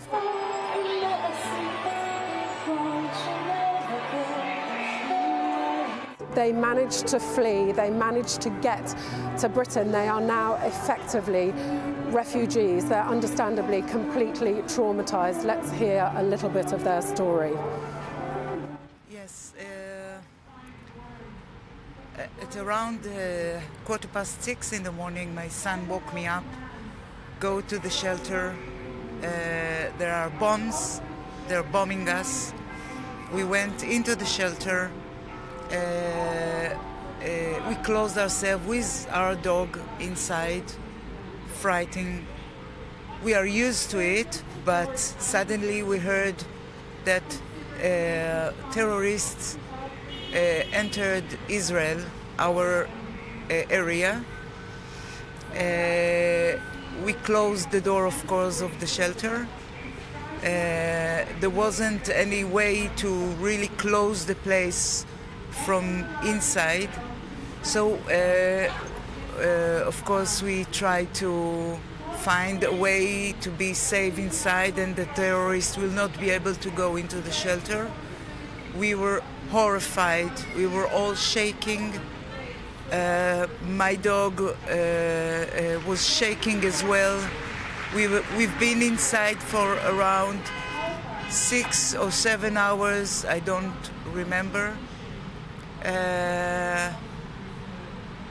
I decided we can't stay any longer in this place. The military gave us a window of escape at around 2 o'clock afternoon. We arranged really few things. We went with the army through the fields in the background of the kibbutz. We escaped for a few hours to the center of Israel, and then we got a flight to Rhodes, one way of course. We stayed 12 hours on Rhodes until we find a flight to come to be with my brother in London. We're exhausted. We're heartbroken. Obviously, we don't know when we're going to be able to go back home. I held the door with my bare hands, and one hand I had a knife, to prevent terrorists from going in, to try and do whatever I can. With all of our luck, we didn't have any terrorists enter our house. It was just hard to witness people dying and hearing about some madness things that going on, to see what happens to my country.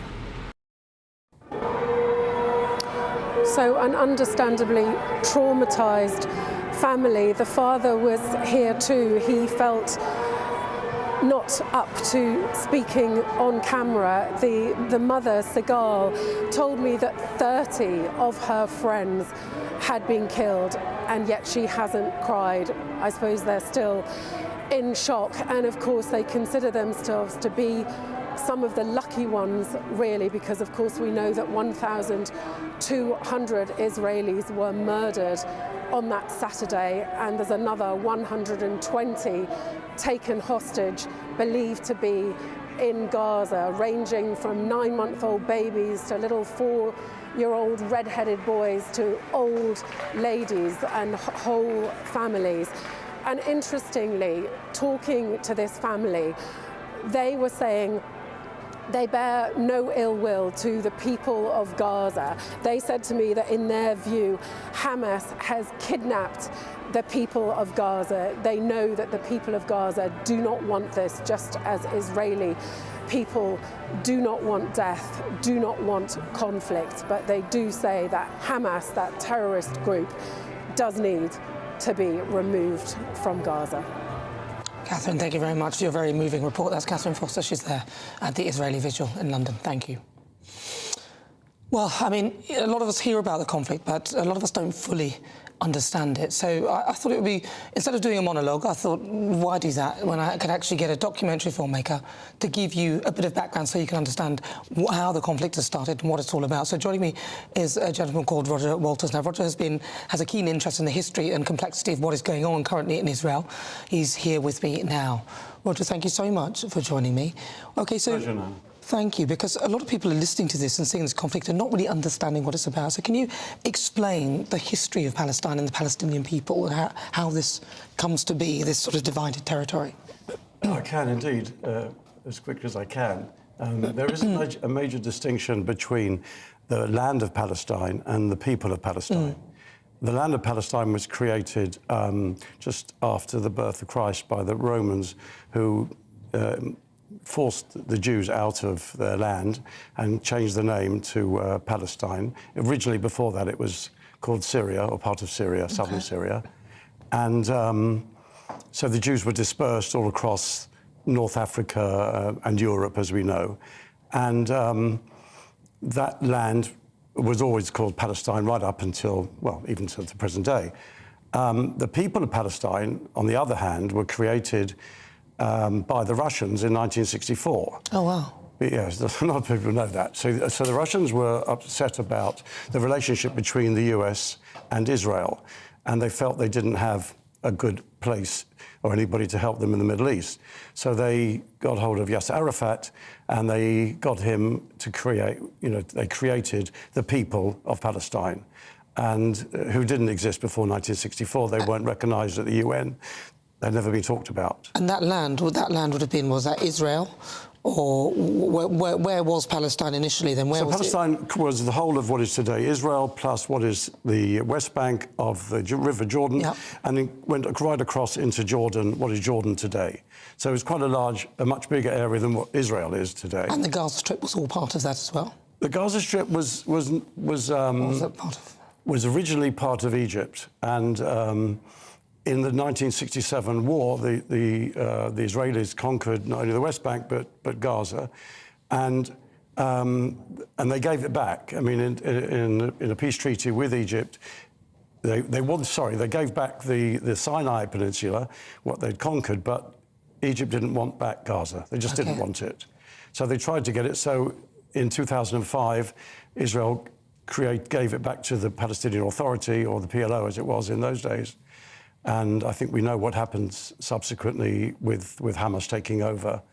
So the people of Palestine, which is now, there's 4 million approximately, in the West Bank and Gaza. But we also have to understand that Jordan is essentially Palestinian. 80% of the population of Jordan is Palestine. And so when the two-state solution was put up in the 1920s, they decided to give Israel, what is today Israel and the West Bank, and then the British gave Jordan to the king, Hossein, who came from Saudi Arabia. And so so really, in a way, Israel's there already is a two-state solution. And now we need another one so that the Palestinian Arabs can have their own state and look after themselves. Unfortunately, that is the problem. They've had plenty of opportunities to look after themselves, and for some reason have turned it down. So the Israelis, Gaza Strip, the Gaza has been given back anyway by the Israelis anyway. So it is Palestine. So that is Palestine. That's not part of Israel at all. No, it is. And it is they part of are in Palestine. charge, and they're in charge. Yes. Hamas have taken charge of it. Yes. And that was around about 2004. You said that happened. 2007, they won. 2006 or 7, they actually was an election which they won. And there's not been another election since. So there's a map on screen for those who have TV and can see, but there's a little blue strip at the bottom there, and that's Gaza. And then further up with the West Bank is there with a red label. So those are and those elements, those are Palestine.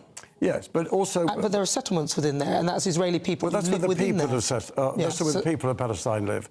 So the argument, or what I went to do my documentary about, was do the settlers have any rights to be there? And settlers are Israeli settlers. The settlers are Israelis. And they're within Palestine, so within the West Bank and within Gaza. That's correct. Yeah. That's correct. Because basically in 1967, when Israel was preempted an attack by its enemies, Jordan and Iraq and Egypt, they conquered that land. Right. And there was a huge debate in Israel whether to give it back at that stage or whether not to give it back. And I think there have been many attempts to give it back, but there has to be peace.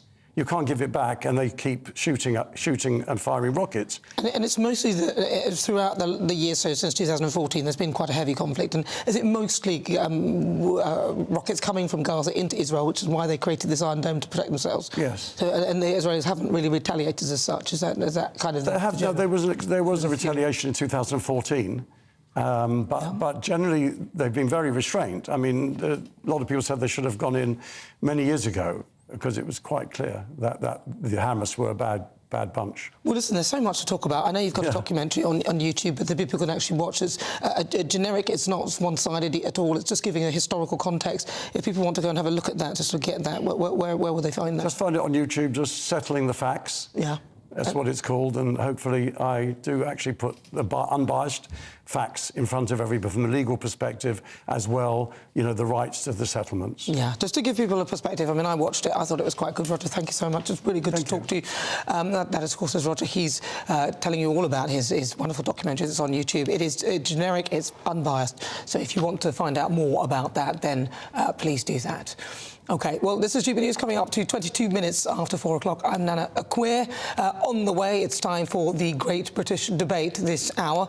We've got some breaking news reaching us now. The US Secretary of State, Antony Blinken, is set to make remarks to press at Cairo airport on the Israeli-Hamas conflict. We'll be taking a listen to that shortly. I think the most exciting bit for me is talking to ordinary people. People who I think are ignored often by the major news channels. We're going to give news they want to hear. There's a voice there that needs to be heard. I think there's a chance here for a diversity of opinion to be expressed, which you don't find elsewhere. It's really exciting. We don't hold back. We're free to say how decisions that are taken here affect us all around the country. Only on GB News, the People's Channel, Britain's news channel. The Live Desk with me, Mark Longhurst. And me, Pip Thompson. It's here Monday to Friday on GB News. From midday, we'll bring you the news as it breaks, whenever it's happening and wherever it's happening, from across the UK and around the world. Refreshing, feisty, but with a bit of fun too. If it matters to you, we'll have it covered on TV, radio and online. Join the Live Desk on GB News, the People's Channel, Britain's news channel. The Jubes and Kerr, we tackle the issues of the day with real, robust debate. Both sides of the fence, battling it out with me in the middle with my forthright opinions and views. And often really interesting things happen because you start with a position and then by the end of the debate you find actually, well, I might not have thought about that one. What we need in this country is 2 new political parties. You should maybe think about doing a 2024 calendar. I'm Michelle Dewberry and I'm keeping you company right through until 7 o'clock this evening. GB News, the People's Channel, Britain's watching. Join us every night on GB News at 11 p.m. for Headliners, which is 3 top comedians going through the next day's news stories, which is exactly what you need, because when the establishment has gone crazy, you need some craziness to make sense of it. Headliners. You don't have to bother reading the newspaper. We've got it covered for you. Every night at 11 p.m. and repeated every morning at 5 a.m. We won't send you to sleep like some of the other paper review shows out there. So join us 11 p.m. every night on GB News. The People's Channel, Britain's news channel. Join me, Camilla Tominey, on Sunday mornings from 9:30, taking the politicians to task and breaking out of SW1 to see how their decisions are affecting you across the UK. Bursting the Westminster bubble every Sunday morning, only on GB News, the People's Channel. Britain's watching. Every Sunday from 11, join Michael Portillo. There'll be topical discussion, looking at the week before and the week to come. So kick back and relax at 11 a.m. on Sundays on GB News with me, Michael Portillo. GB News, the People's Channel, Britain's news channel. I'm Andrew Doyle. Join me at 7 o'clock every Sunday night for Free Speech Nation, the show where I tackle the week's biggest stories in politics and current affairs with the help of my 2 comedian panellists and a variety of special guests. Free Speech Nation, Sunday nights from 7 on GB News, the People's Channel, Britain's news channel. Nightmare commute. Kick it up a gear with me, Patrick Christies, at drive time, 3 till 6 p.m, Monday to Friday on GB News Radio. You can listen online and on DAB+, on the smart speaker app, and on the GB News app. And if you've got an Alexa, all you have to say is, Alexa, play GB News. We're also on TuneIn and the Radio Player apps. From the school run to rush hour, get revved up with me, Patrick Christies, on GB News and GB News Radio.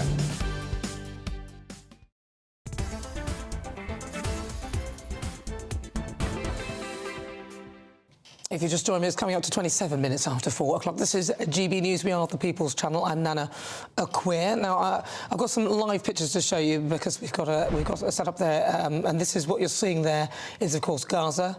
There's obviously the conflict going on right now in Israel and, of course, in Gaza. And we're just keeping you updated with all the things that are going on. Charlie Peters, our GB News political reporter, is live there, and we'll be catching up with him later. And also coming up, we'll be speaking to Uri Geller, who is live in Tel Aviv, and he'll give you an update as to what it's like for the locals currently dealing with this situation. But what we can see here is that actually we're looking out from Gaza out to the sea, and it's a densely populated area. It seems very quiet at the moment. There are no, from what I can see, no missiles or anything like that. I'm presuming that we must be near the south part of Gaza, which is where people have been told to go to, because there is going to be an offensive very soon. We don't know when, by the IDF shortly. So right now, though, we do have some breaking news reaching us now from the United States. Secretary of State Antony Blinken has just been speaking at Cairo Airport on the Israeli-Hamas conflict. Let's take a listen.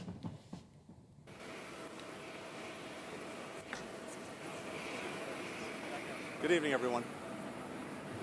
We are here at what is an extremely difficult and very tenuous time for the region in the wake of the slaughter perpetrated by Hamas. We came here with 4 key objectives: to make clear that the United States stands with Israel, to prevent the conflict from spreading to other places, to work on securing the release of hostages, including American citizens, and to address the humanitarian crisis that exists in Gaza. We started, as you know, in Israel, and it was important to make it very clear that the United States has Israel's back. We will stand with it today, tomorrow, and every day. And we're doing that in word and also in deed. I spent time with Prime Minister Netanyahu to go through the needs that Israel may have to make sure it can effectively defend itself. And you've already seen a lot of that assistance moving forward. and that's a conversation that'll continue. Israel has the right, indeed it has the obligation, to defend itself against these attacks from Hamas and to try to do what it can to make sure that this never happens again. As I said in Tel Aviv, as President Biden has said, the way that Israel does this matters. Needs to do it in a way that affirms the shared values that we have for human life and human dignity, taking every possible precaution to avoid harming civilians. After we left Israel, we've gone now to, I think I've lost track, but to 6 countries in the region: Jordan, Bahrain, Qatar, the United Arab Emirates, Saudi Arabia, now here in Egypt. And the purpose of seeing all of our partners was first and foremost to listen to them, to hear how they're seeing this crisis, and to look at what we can do together to deal with many of the concerns that it's raised. What I've heard from virtually every partner was a determination, a shared view. We just lost Antony Blinken, but if we can bring you the end of that, that was, of course, Antony Blinken. He was talking there about the conflict. He had 4 key objectives, 3 of which were standing with Israel. The other was obviously to deal with the humanitarian conflict in Gaza. Also to let the Israelis know that he has their back. The Americans say that they want to ensure that Israel is able to defend themselves, and as he said, they have the right to defend themselves and the obligation to make sure that it doesn't happen again. And the way Israel does that matters. He said it matters a lot, and they're taking every precautions to minimise damage. Well, listen, stay tuned. We'll keep you updated on all of that right now. But let's get your latest news headlines with Polly Middlehurst.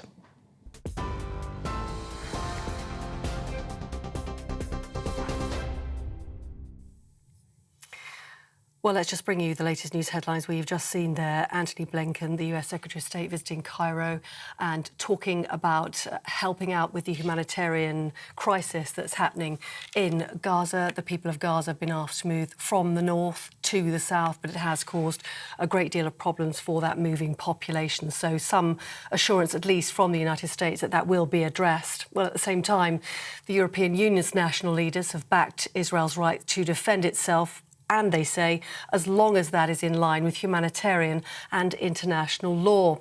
The Prime Minister Benjamin Netanyahu and the US President Joe Biden's Israel have agreed to renew water supplies to parts of southern Gaza.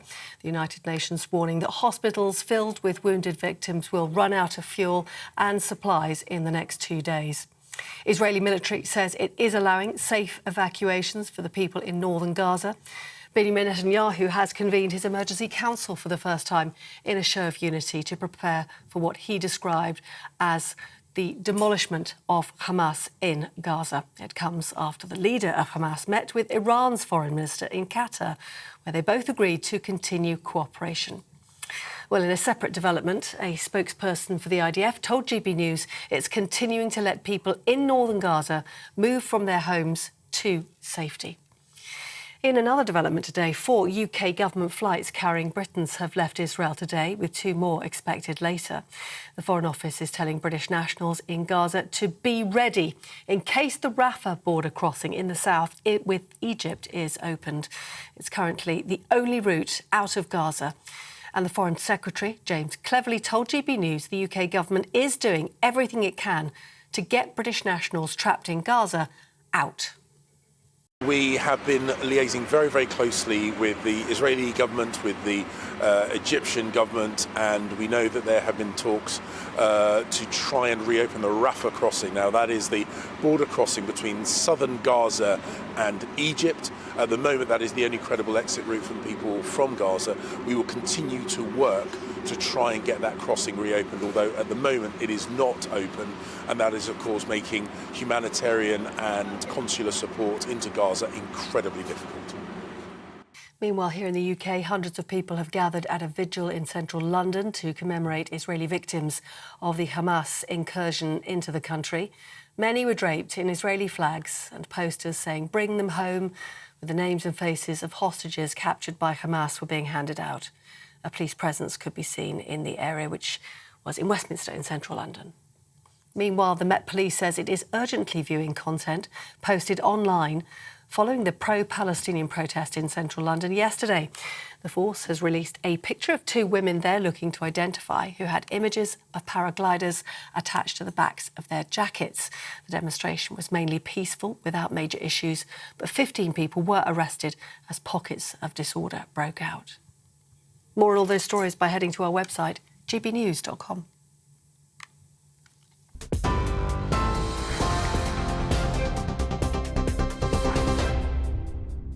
Thank you, Polly. It's just coming up to 35 minutes after 4 o'clock. Up next, it's time for the Great British Debate this hour. And I'm asking, is Jeremy Corbyn fit to run for London Mayor?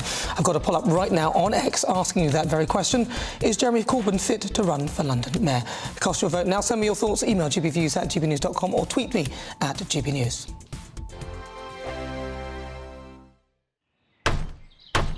Who is it? We're here for the show. This time! Welcome to the Dinosaur Hour. I was married to a therapist. And you survived? I thought we were getting Hugh Laurie. Second best. You interviewed Saddam Hussein. What's that like? I was terrified. I'm playing strip poker with these three. Oh! No, thank you.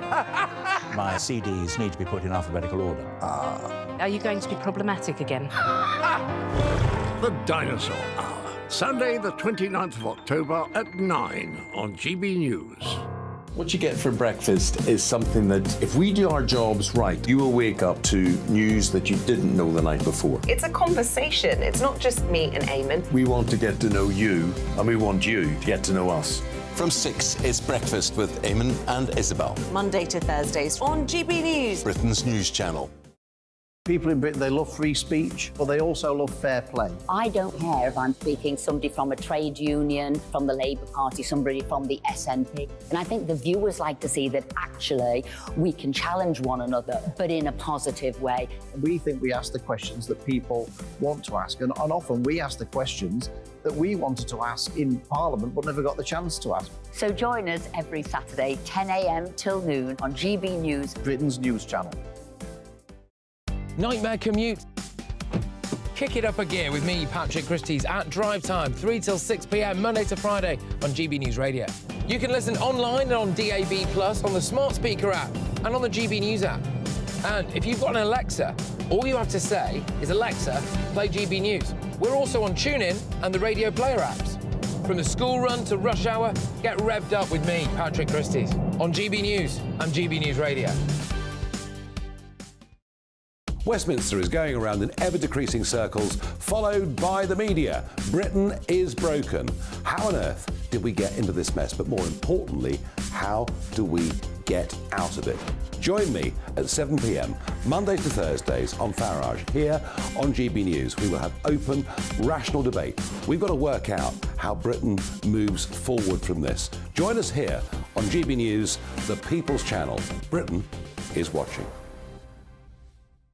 Join me, Andrew Pearce and Bev Turner, Monday to Thursday, 9:30 a.m. Who benefits from that? Not the British public. And on Fridays, join us, Tom Harwood And Ellie Costello from Britain's Newsroom. That's what you get with this show. That's fantastic.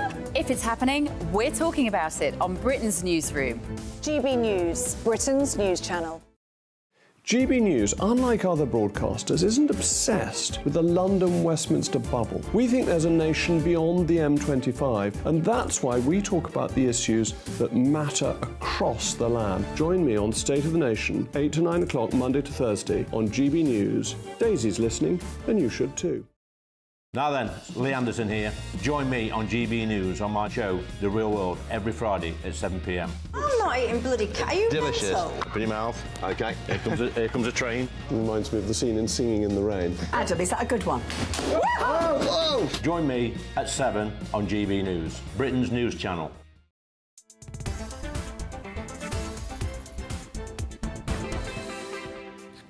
So 38 minutes after 4 o'clock, this is GB News. We are the People's Channel. I'm Nana Akua. It's time now for the Great British Debate this hour, and I'm asking, is Jeremy Corbyn fit to run for London Mayor?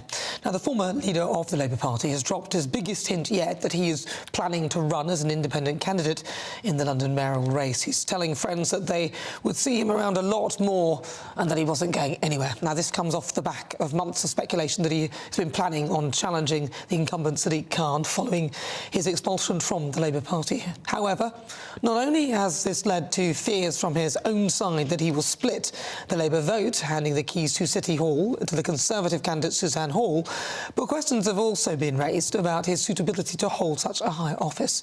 Not only has he historically referred to the proscribed terror group Hamas as friends and criticised the decision to prescribe them as terrorists in the first place, but he appeared at a pro-Palestine rally in London only yesterday, where he once again refused to condemn the massacre of innocent Israeli civilians by Hamas. So for the Great British Debate this hour, I'm asking, is Jeremy Corbyn fit to run for London Mayor? To discuss this, I'm joined again by Peter Edwards, former editor of the Labour List, and Suzanne Evans. Sorry, you haven't got married recently. Or ever, probably never. Also, I don't know. I don't know. Have you ever been married, either of you? No, let's move on. Also, Neil Parish, who's a former Conservative MP, and James Mathewson, former Labour spokesman. OK, I'm going to start with you, Neil Parish. You're a former Conservative MP. Let's talk about it. Jeremy Corbyn, in your view, is he fit to run as a London mayor? I don't think he's fit to run, because I think his views on Hamas, the fact, the barbarism and the terrorism and the murder of innocent people in Israel is just horrendous. But I think he is able to stand as mayor because democratically he could stand. I mean, what I do actually wonder is, because I think most British Muslims would not actually support his views on Hamas, so why don't we let him stand and actually see what he can get in the way of votes? Because I actually think a lot of people will not vote for Jeremy Corbyn. I don't think he's fit for it, but I think he is able to do so. And of course, why don't we just call him out?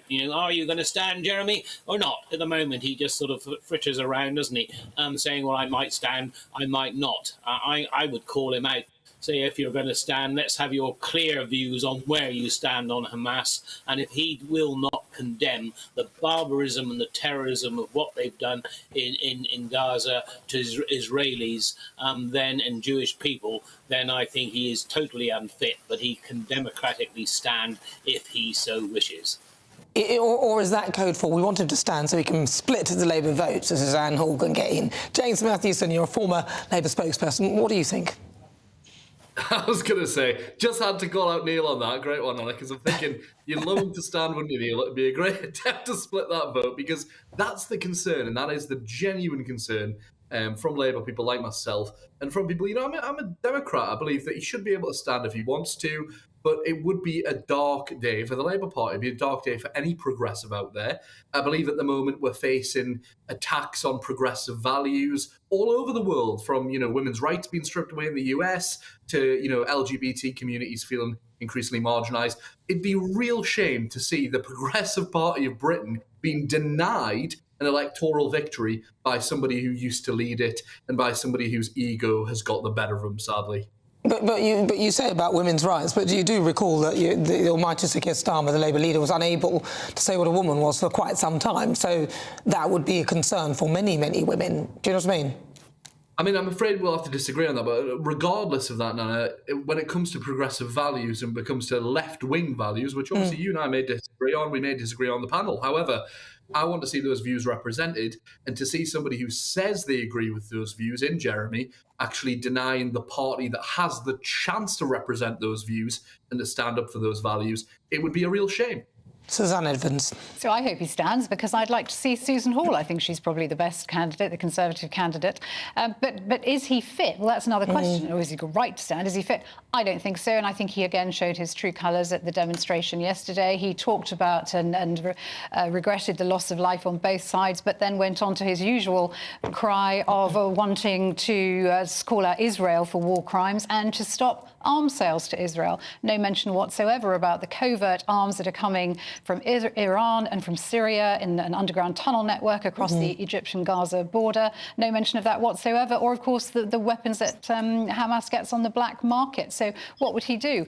Cut arms supplies to Israel and leave them defenceless against these appalling terrorist atrocities that we've seen this week? No, he's absolutely not fit to be mayor or indeed a politician at all, in my view.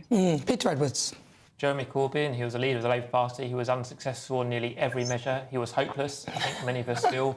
He's not a Labour MP. I actually took this hint that's in some newspapers over the weekend. He'd stand against the Labour Party in Islington North. I think it's really unlikely he'll run as a mayoral candidate. I think he's been in Islington North since the early 1980s, around about 40 years. I think he feels wounded by being suspended from the parliamentary party, and I suspect he would want to stand there to be an independent left-wing MP in the House of Commons. But to be honest, I would hope he'd lose, and I'll support the Labour candidate, whether that's in London or Islington North. OK, so I'll then ask you then all one at a time. Peter Edwards, is he fit to run for Labour mayor, yes or no? Fit or yes? Yes or no? Well, he was hopeless as leader. So yes or no? He's not going to run. I'd encourage him not to. I think he was utterly hopeless as Labour leader. So no, the answer's no. No? He's not. James Mathewson, is he fit to run for Labour mayor, yes or no? Yes, I believe he's fit to run for it. Does he deserve to be it? No. Neil Parish, yes or no? I would probably say he's able to run for it, but he's not actually fit. Suzanne I totally agree. I think, yes, he can run if he wants to. It's a democracy, but no, he's not fit. Well, thank you so much for your thoughts. That's my panel. Thank you so much for your views, Neil Parish, Peter Edwards, so many of you, James Mathewson, and also Suzanne Evans. Have I said you already before? Did I say you twice? I don't know. You can mention me Well, thank you. Thank you so much for all your thoughts. Keep them coming. No, but what do you think, then? Is he fit to run for London Mayor? Would you be prepared to vote for him? Or is it wise that he should actually run to split the vote? But the show's nothing without you and your views. Let's welcome on our Great British Voices, their opportunity to be on the show and tell us what they think about the topics we're discussing. I've got John Reid in Kidderminster. He's there live for us now. John Reid, do you think that someone like Jeremy Corbyn, especially with his views and the things that he's done, is he fit to run for him as a mayor in any place? Yeah, Nana. Undoubtedly, Jeremy is a clever man, but I think he's had his day, well past it. I wouldn't personally want to see him run. I can see that in a democracy, there's no way of stopping him. But I think he would split the Labour vote and allow the Tory in, which might not be a bad thing for London Mayor, but it wouldn't fit with my politics, I'm afraid. So is he fit to run for London Mayor? Yes. Do I want to see him run? No, I don't. I think he should retire and rest easy and just watch the world go by. Thank you very much, John in Kidderminster. He's our GB voice. Always a pleasure. Thank you so much. Well, I'd like to see him run just to split the vote, but I don't think he's fit to run for mayor. You're with me. I'm Nana Akua. This is GB News online, on TV and on digital radio. Coming up, it's time for Worldview. Now, this week it's all about the latest updates coming out of the conflict between Israel and Hamas as the IDF gear up for a comprehensive offensive involving air, sea and land. I'll be joined by Uri Geller in Tel Aviv, plus Gary Mond of the National Jewish Assembly. And we'll also get the latest from the US and the reaction there to the conflict. And Paul Dudler is the host of the Politics People podcast. This is GB News. I think the most exciting bit for me is talking to ordinary people. People who I think are ignored often by the major news channels. We're going to give news they want to hear. There's a voice there that needs to be heard. I think there's a chance here for a diversity of opinion to be expressed, which you don't find elsewhere. It's really exciting. We don't hold back. We're free to say how decisions that are taken here affect us all around the country. Only on GB News, the People's Channel, Britain's news channel. The Live Desk with me, Mark Longhurst. And me, Pip Thompson. It's here Monday to Friday on GB News. From midday, we'll bring you the news as it breaks, whenever it's happening and wherever it's happening, from across the UK and around the world. Refreshing, feisty, but with a bit of fun too. If it matters to you, we'll have it covered on TV, radio and online. Join the Live Desk on GB News, the People's Channel, Britain's news channel. So Jubes and Kerr, we tackle the issues of the day with real robust debate, both sides of the fence, battling it out with me in the middle with my forthright opinions and views. And often really interesting things happen because you start with a position and then by the end of the debate you find actually, well, I might not have thought about that one. What we need in this country is two new political parties. You should maybe think about doing a 2024 calendar. I'm Michelle Dewberry and I'm keeping you company right through until 7 o'clock this evening. GB News, the People's Channel, Britain's watching. Join us every night on GB News at 11 p.m. for Headliners, which is 3 top comedians going through the next day's news stories, which is exactly what you need, because when the establishment has gone crazy, you need some craziness to make sense of it. Headliners. You don't have to bother reading the newspaper. We've got it covered for you. Every night at 11 p.m. and repeated every morning at 5 a.m. We won't send you to sleep like some of the other paper review shows out there. So join us 11 p.m. every night on GB News. The People's Channel, Britain's news channel. Join me, Camilla Tominey, on Sunday mornings from 9:30, taking the politicians to task and breaking out of SW1 to see how their decisions are affecting you across the UK. Bursting the Westminster bubble every Sunday morning, only on GB News, the People's Channel. Britain's watching. Every Sunday from 11, join Michael Portillo. There will be topical discussion, looking at the week before and the week to come. So kick back and relax at 11 a.m. on Sundays on GB News with me, Michael Portillo. GB News, the People's Channel, Britain's news channel. I'm Andrew Doyle. Join me at 7 o'clock every Sunday night for Free Speech Nation, the show where I tackle the week's biggest stories in politics and current affairs with the help of my 2 comedian panellists and a variety of special guests. Free Speech Nation, Sunday nights from 7 on GB News, the People's Channel, Britain's news channel. Nightmare commute? Kick it up a gear with me, Patrick Christies, at drive time, 3 till 6 p.m, Monday to Friday on GB News Radio. You can listen online and on DAB+, on the smart speaker app, and on the GB News app. And if you've got an Alexa, all you have to say is, Alexa, play GB News. We're also on TuneIn and the Radio Player apps. From the school run to rush hour, get revved up with me, Patrick Christies, on GB News and GB News Radio.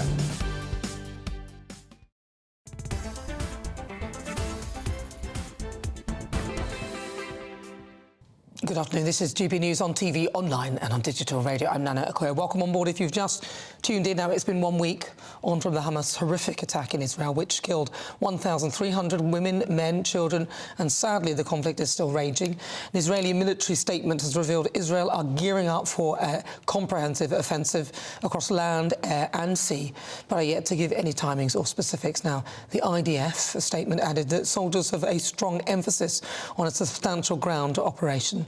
I'm joined now by British-Israeli Mr. Uri Geller, who's there live in Tel Aviv right now. Uri, thank you so much for joining me. I appreciate you coming to talk to me about this. Can you give me an update about what you're hearing? You're talking, obviously, amongst people who actually live in Tel Aviv, and you live there too. Can you tell me, what's been going on and what people are saying? Well, first of all, Nana, thanks again for inviting me onto your show. Look, everyone is glued to the television because that's where we're getting the news. All the military commentators are telling us the latest. But it's so hard, at least for me and for the millions of Israelis and Jews around the world, to voice our fury, because every half an hour something new pops out about the massacre, about the barbaric massacre. For instance, this was just published. These are the children that were kidnapped. Some children here are missing. Nobody knows where they are, what happened to them. So, and they're kind of trickling out the news of the atrocities that occurred that day at 6:20 in the morning. So you can imagine, missiles are flying in every hour. There is red alert. Probably while I'm speaking to you, there might be a red alert. And if the red alert is on Tel Aviv, means that I have to run to a shelter. But otherwise, we all hear the same news. The Israelis are ready. They're ready probably to get into Gaza. We are very careful. I would like to mention this. Listen, our pilots, they're so meticulous. They're so concerned about not hitting civilian populations. It's incredible how precise the bombs are. We are hitting Hamas targets, military targets all the time. We are paving the way for the ground troops, the Air Force, the Navy to eradicate Hamas. This cannot go on. So I hope I answered your question. And Uri, how worried are you about the prospect of this escalating outside of just Gaza? Because, of course, you are dealing now with attacks from different fronts, and that is a real concern. Well, Israel is very strong, very powerful. We are already in the north of Israel. If any attack will come from that side, we are really spread out everywhere. We are powerful. And you can see how many nations are with us. I mean, there is already a huge American aircraft carrier with, 80 fighter jets on board and all kinds of sophisticated missiles to help us out if we need it. I don't think we'll need it. But there's another aircraft carrier coming. Germany is with us. England is with us. You know what? I'm furious, for instance, about the BBC. I mean, the BBC refusing to call Hamas terrorists. I mean, are they mad? You know, the BBC will only call them militants. You know, the whole of Britain is against the BBC on this. Even King Charles called it terrorism. Look, you must remember that Hamas killed, this is important, Hamas killed not only Israelis, but civilians from around the world. More than 10 British citizens are feared dead or missing.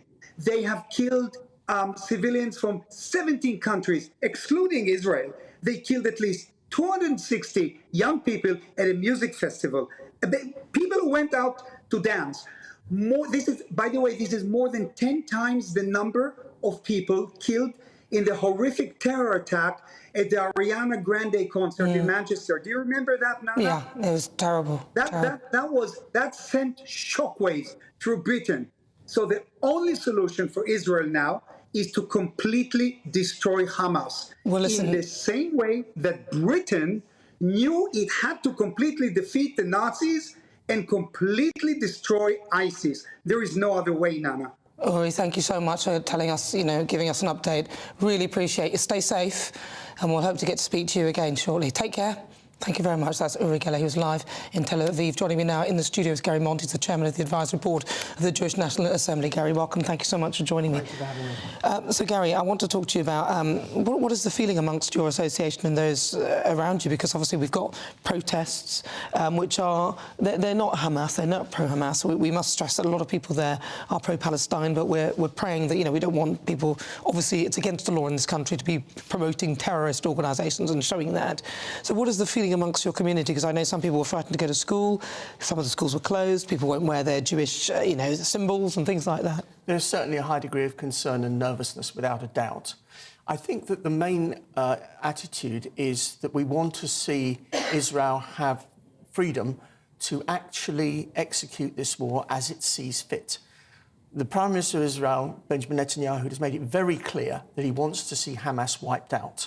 And I think we want to support him in that endeavour. And what I'm very concerned about is in the coming days, particularly after there is a ground invasion into Gaza, we will start to see politicians, both in this country and around the world, use expressions like restraint on both sides. What we must not have is a situation where we're back to previous wars where Hamas is left intact at the end. Hamas must be wiped out, destroyed, so that in this sort of situation, like happened on the 7th of October, can never, ever happen again. I think, when they refer to that, obviously they're talking about the safety of citizens within Gaza and the places where these bombings are taking place. I think that's the main concern. Nobody wants to kill innocent civilians at all. Nobody. Well, Hamas does, but nobody on the Israeli side wants to kill innocent civilians. Your previous speaker made reference to the care that's taken by the Israeli army and the Israeli other military forces and the Air Force to try to ensure that under minimal risk of civilians being harmed, they are going for Hamas. They are going for Hamas's infrastructure. They are going for Hamas's leaders. We have to wipe out Hamas. And, of course, what they will try to do is to minimise civilian casualties. The concern with this is, though, that, as I mentioned to Uri, that this is escalating now with Iran saying, and we've heard this now coming from that camp, that they cannot sit by and watch if this becomes a full-on offensive. They will step in. And that is a big fear, right? That's obviously a very serious worry. But I have confidence that Israel has planned for this.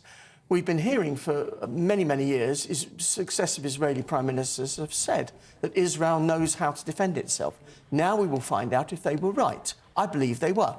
I think that Israel will be able to deal with Hezbollah, and ultimately it may actually have to deal with Iran as well. And how safe do Jewish people, in your view, feel in this country now? I mean, from what we've seen, do you feel safe? I think we have confidence in the police. We have confidence in the government. We feel we're generally much loved by many people. We are concerned about the support for Hamas, and I was pleased to hear that when there was a lady who was wearing essentially a pro-Hamas T-shirt yesterday at the rally. She had a sticker on her back with sticker. Yes, I hear the police are with the going after her, trying to paratroopers on find there, her and will arrest her. So I think the police will do their best, are doing their best. And we have a rally, my organisation, the National Jewish Assembly, has a rally at 6:30 tomorrow outside in Portland Place, outside the BBC, to complain about how they failed to use the word terrorist to describe Hamas. But with the BBC, as I've looked through a lot of their literature, they never call anyone terrorist. So they didn't call ISIS terrorists. Well, they didn't call the IRA terrorists. We did actually do a lot of research to find points where they have. They'll only do it in a reference if somebody else has said it and repeat that, but they won't initially say it themselves. But this is different because this is not one of those conflicts where it's possibly to be neutral.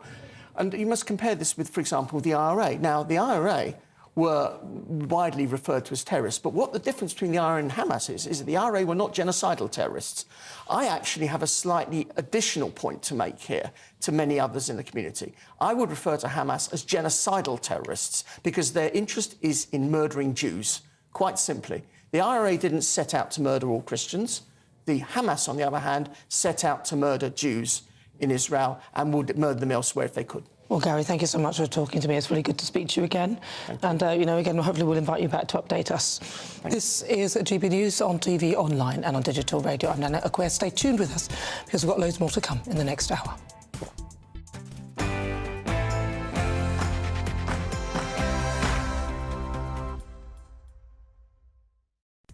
It's 5 o'clock. We are the People's Channel. This is GB News. And for the next hour, me and my panel will be taking on some of the big topics hitting the headlines right now. Coming up, this week's special outside guest, a household name and a doctor.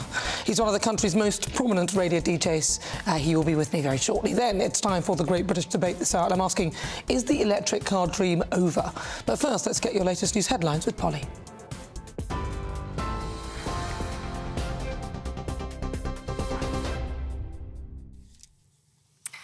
Nana, thanks very much indeed. Well, the top story this hour is that the US Secretary of State says the Middle East is determined to stop a spillover of the conflict between Israel and the Palestinian militant group Hamas to the rest of the Middle East.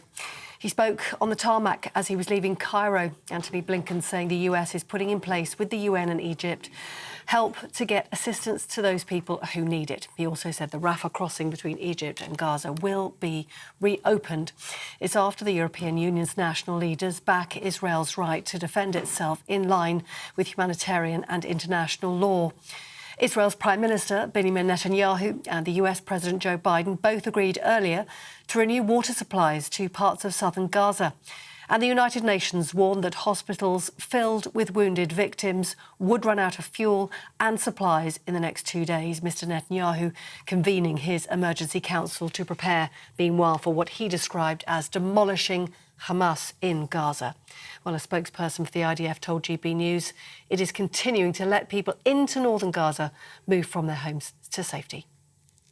The worst case scenario is actually that they would stay in where we plan to conduct our operations. So they should evacuate to the south, where there is places where people can get holed up and take cover for the time being. And indeed, when we finish and complete our operations, we will announce that they'll be able to come back to their homes.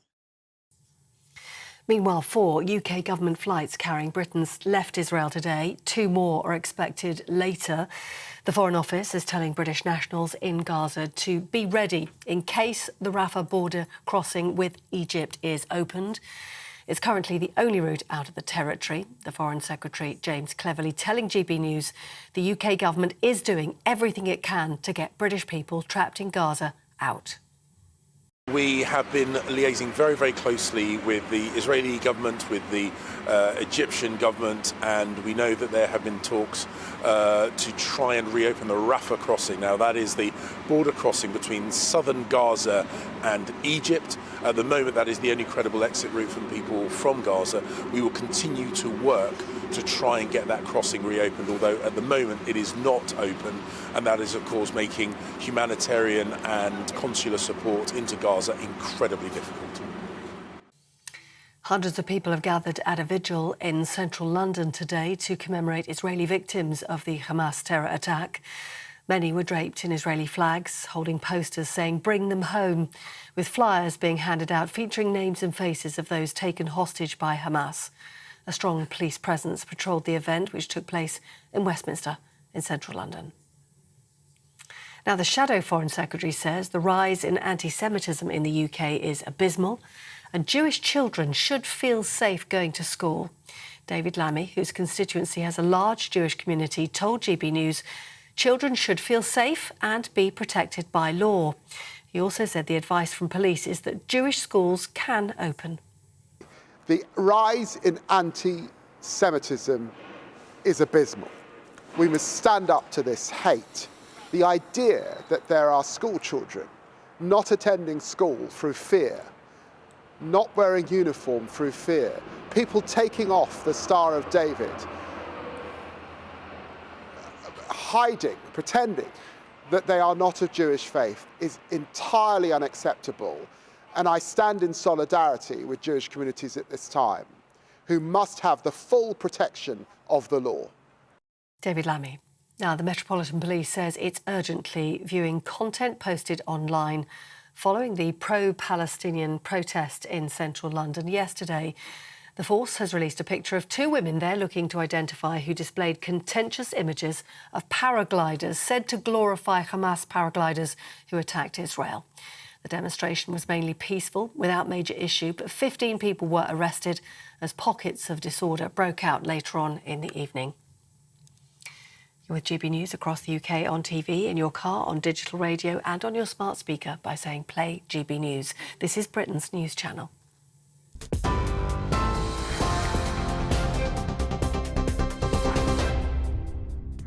Thank you, Polly. It's fast approaching 6 minutes after 5 o'clock. This is GB News on TV, online and on digital radio. I'm Nana Akua, and for the next hour, me and my panel will be taking on some of the big topics hitting the headlines right now. This show is all about opinion. It's mine, it's theirs, and of course it's yours. We'll be debating, discussing, and at times we will disagree, but no one will be cancelled.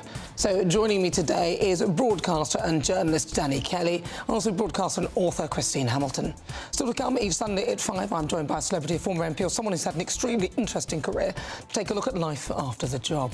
We talk highs, lows and lessons learned and what comes next on the outside. And today, my mystery guest holds 10 Sony Awards and was awarded the Gold Award for Lifetime Achievement in 2009, as well as winning the Best Disc Jockey. Honestly, his face is hardly blurred. I don't know why we've been doing this as a guest at the Smash Hits Poll Winners Party multiple times. All will be revealed if you haven't worked that out. I don't know what's wrong with you. And then for the Great British Debate this hour, I'm asking, is the electric car dream over?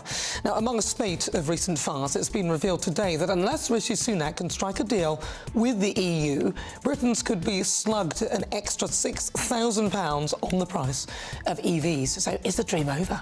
And as ever, you can always get in touch. Email gbviews@gbnews.com or tweet me at gbnews.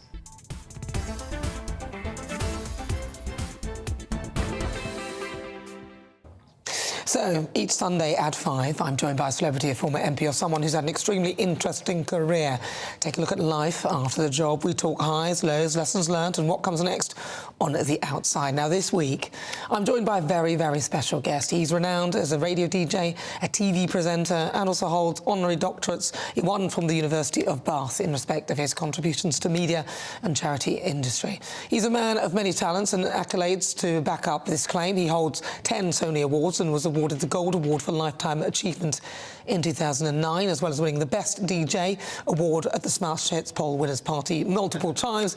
If you didn't work it out, of course, I'm joined by legendary DJ and TV presenter Neil Fox. Hello. Dr. Fox. Hi, how are you? I'm fine, thanks. Foxy. And to be fair, I've met you many, many years ago, and it was you who gave me the insight into what I needed to do, because I was working at Capital Radio and I was doing some sort of sponsorship role, and I came to you and I said to you, look, what do I need to do to get into radio? And you said hospital radio.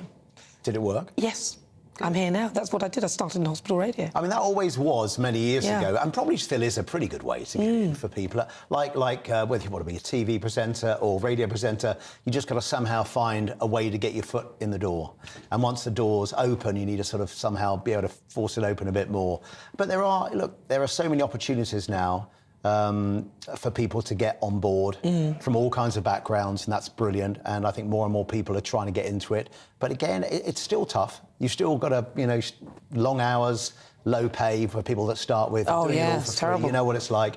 But it's ultimately, if you're involved in this business, it's a fun business. Yeah, and you have to have a passion for it. So for you, how did you start? What did you do? Well, I didn't go hospital radio, but I ended up, as part of my degree at Bath University, I was doing a business degree, and I ended up in America for part of my degree, heard some amazing radio. This is about 1983. It was very different from how British radio was at the time. And there was a lot more of it than we had at the time, for sure, because we didn't have many stations really over here. And I just realised that's what I'd like to do. Came back, bit of university radio, sent a tape off. I mean, somehow got known by a small station in Worcester, a little station, and helped out there for quite a long time for free, putting records away in those great old days when records were vinyl and on 12-inch. Those were the days, that ages me. So that was sort of in the mid-'80s, really, and got my foot in the door and sort of never looked back. What was your first big job in radio, your sort of the big break for you? Well, or was it radio? It depends what you think. I suppose everything's relative. So when I wasn't on the radio, to get my first ever show was amazing, which was in end of 1984 at this little station called Wyvern. I guess getting a full-time job when I left my other job, that was a big deal. Radio Luxembourg was a big deal because Luxy doesn't exist now, but it was such an enormous station and had been one of the biggest stations, the first proper commercial station in the UK. And was that on a boat, or was that Radio Caroline? That was another one. No, so it wasn't one of the pirates. The pirates were like Radio London and Radio Caroline, and they were boats floating around. And they all got outlawed in 1967. That's when Radio 1 started. No, Luxy had been around in Luxembourg, in the Grand Duchy, and some guy had this great idea back in the 30s when the BBC wouldn't allow him to do commercial radio. He went to RTL, Radio Télé Luxembourg, got a studio off them, ran a line from Luxembourg to the Belgian coast, put a great big transmitter up and blasted a signal back to Britain. And that's how that was started. Wow. But yeah, I suppose Capital was my first big. Yeah, no, that's where I saw you at Capital, and you were, you got to do quite a lot. You had the Pepsi chart, I remember. Pepsi chart was great for 12 years on a Sunday afternoon. That was fun, and obviously, it was a time of. I mean, Capital Radio is 50 years old tomorrow. Unbelievable. That's since. That's the first commercial music station in Britain that was licensed. Me, David Jensen, Chris Tarrant, of course. Tarrant was legendary at Breakfast. It was a really amazing lineup and a fun place to be. But you've not just done radio. I mean, you've done quite a bit on TV. Yep. And I know that one of your interests is you're a pilot. Do you fly helicopters? I do. I've had a telly licence for 30 years, slightly obsessed. I mean, if I hadn't done... I really thought about going into the army. I did all the selection board, and I nearly, after uni, went into the army. Would love to have flown helicopters. I didn't. I ended up going into broadcasting. In a way, it's like chalk and cheese, isn't it, really? My middle brother was in the military, and that was his career for 27 years. So what do you make as you're seeing the conflict unfold in Israel? It's the saddest thing to watch it. I was trying to talk about this with my kids as well. Sort of, they're watching it sort of scared, watching these images and terrified and appalled, as we all are, as what's unfolded in the last week. But I kind of went, God, when I was a kid, this was going on. When my parents were kids, it was going on. This is something that's been going on. It's such a complex situation.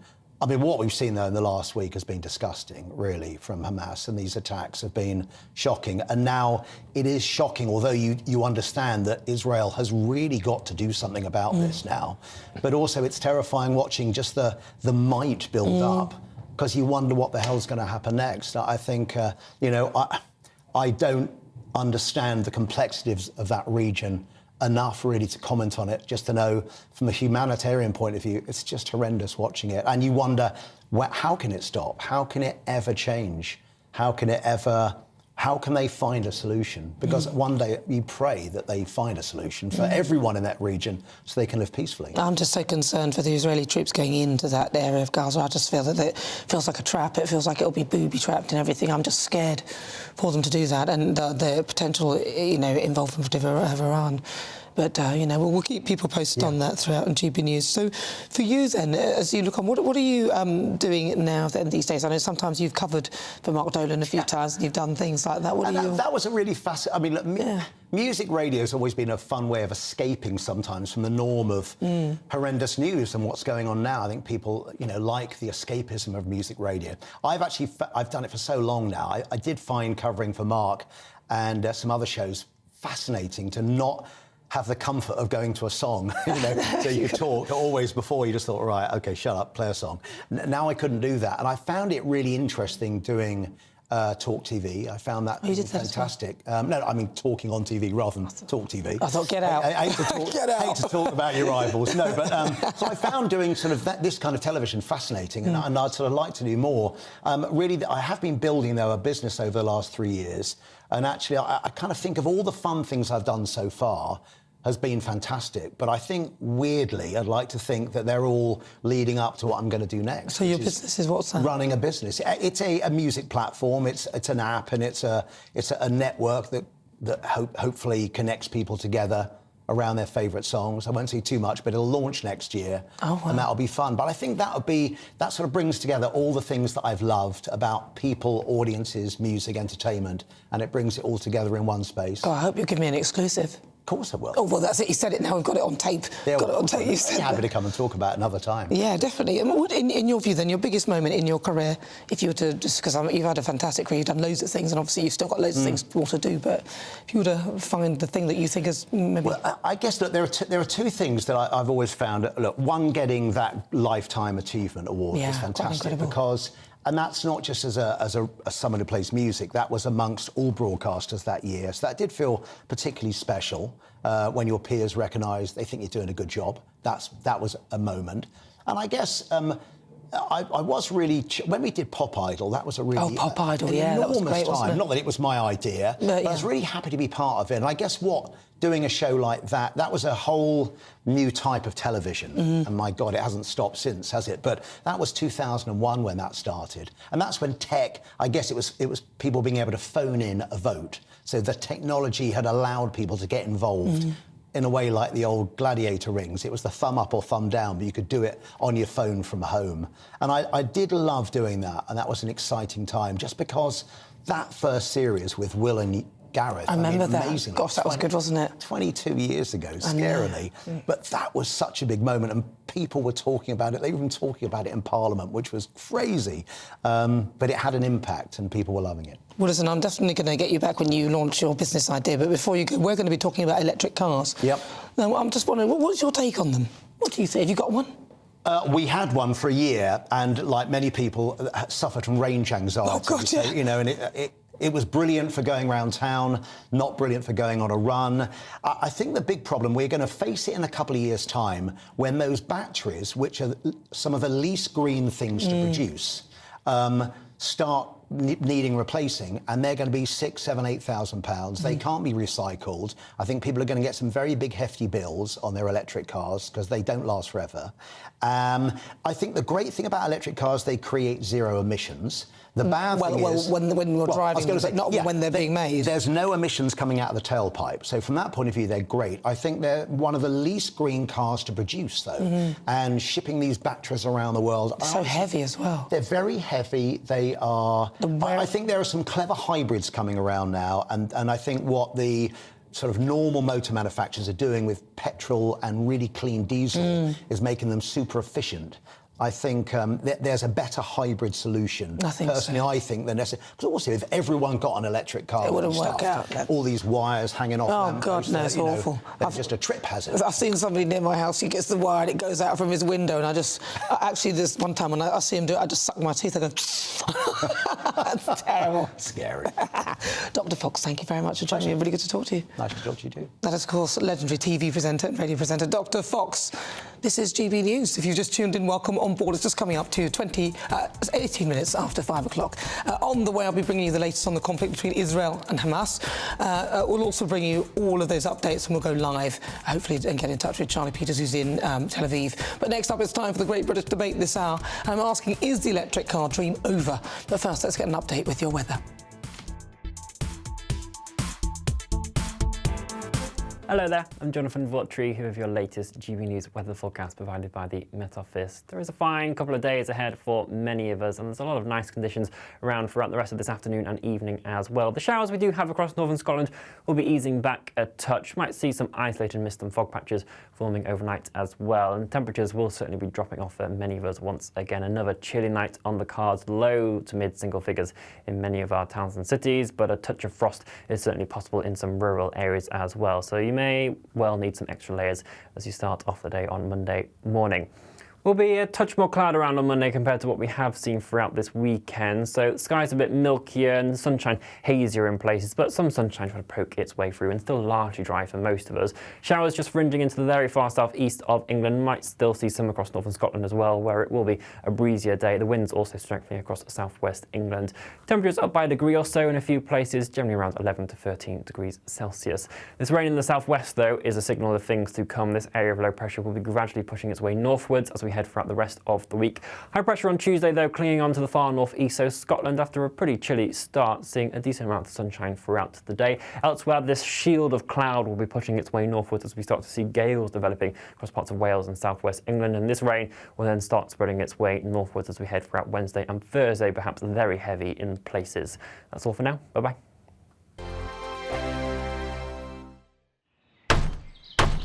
Who is it? We're here for the show.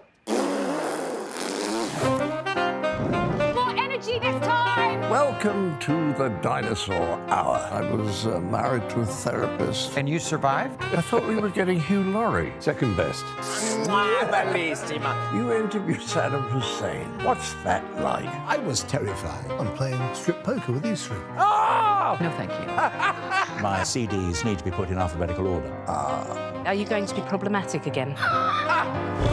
The Dinosaur Hour. Sunday, the 29th of October at 9 on GB News. What you get for breakfast is something that, if we do our jobs right, you will wake up to news that you didn't know the night before. It's a conversation. It's not just me and Eamon. We want to get to know you, and we want you to get to know us. From 6, it's Breakfast with Eamon and Isabel. Monday to Thursdays on GB News. Britain's news channel. People in Britain, they love free speech, but they also love fair play. I don't care if I'm speaking somebody from a trade union, from the Labour Party, somebody from the SNP. And I think the viewers like to see that actually we can challenge one another, but in a positive way. We think we ask the questions that people want to ask, and often we ask the questions that we wanted to ask in Parliament but never got the chance to ask. So join us every Saturday, 10 a.m. till noon on GB News, Britain's news channel. Nightmare commute. Kick it up a gear with me, Patrick Christies, at drive time, 3 till 6 p.m, Monday to Friday on GB News Radio. You can listen online and on DAB+, on the smart speaker app and on the GB News app. And if you've got an Alexa, all you have to say is, Alexa, play GB News. We're also on TuneIn and the Radio Player apps. From the school run to rush hour, get revved up with me, Patrick Christies, on GB News and GB News Radio. Westminster is going around in ever-decreasing circles, followed by the media. Britain is broken. How on earth did we get into this mess? But more importantly, how do we get out of it? Join me at 7 p.m, Mondays to Thursdays on Farage. Here on GB News, we will have open, rational debate. We've got to work out how Britain moves forward from this. Join us here on GB News, the People's Channel. Britain is watching. Join me, Andrew Pearce and Bev Turner, Monday to Thursday, 9:30 a.m. Who benefits from that? Not the British public. And on Fridays, join us, Tom Harwood And Ellie Costello from Britain's Newsroom. That's what you get with this show. That's fantastic. If it's happening, we're talking about it on Britain's Newsroom. GB News, Britain's news channel. GB News, unlike other broadcasters, isn't obsessed with the London-Westminster bubble. We think there's a nation beyond the M25, and that's why we talk about the issues that matter across the land. Join me on State of the Nation, 8 to 9 o'clock, Monday to Thursday, on GB News. Daisy's listening, and you should too.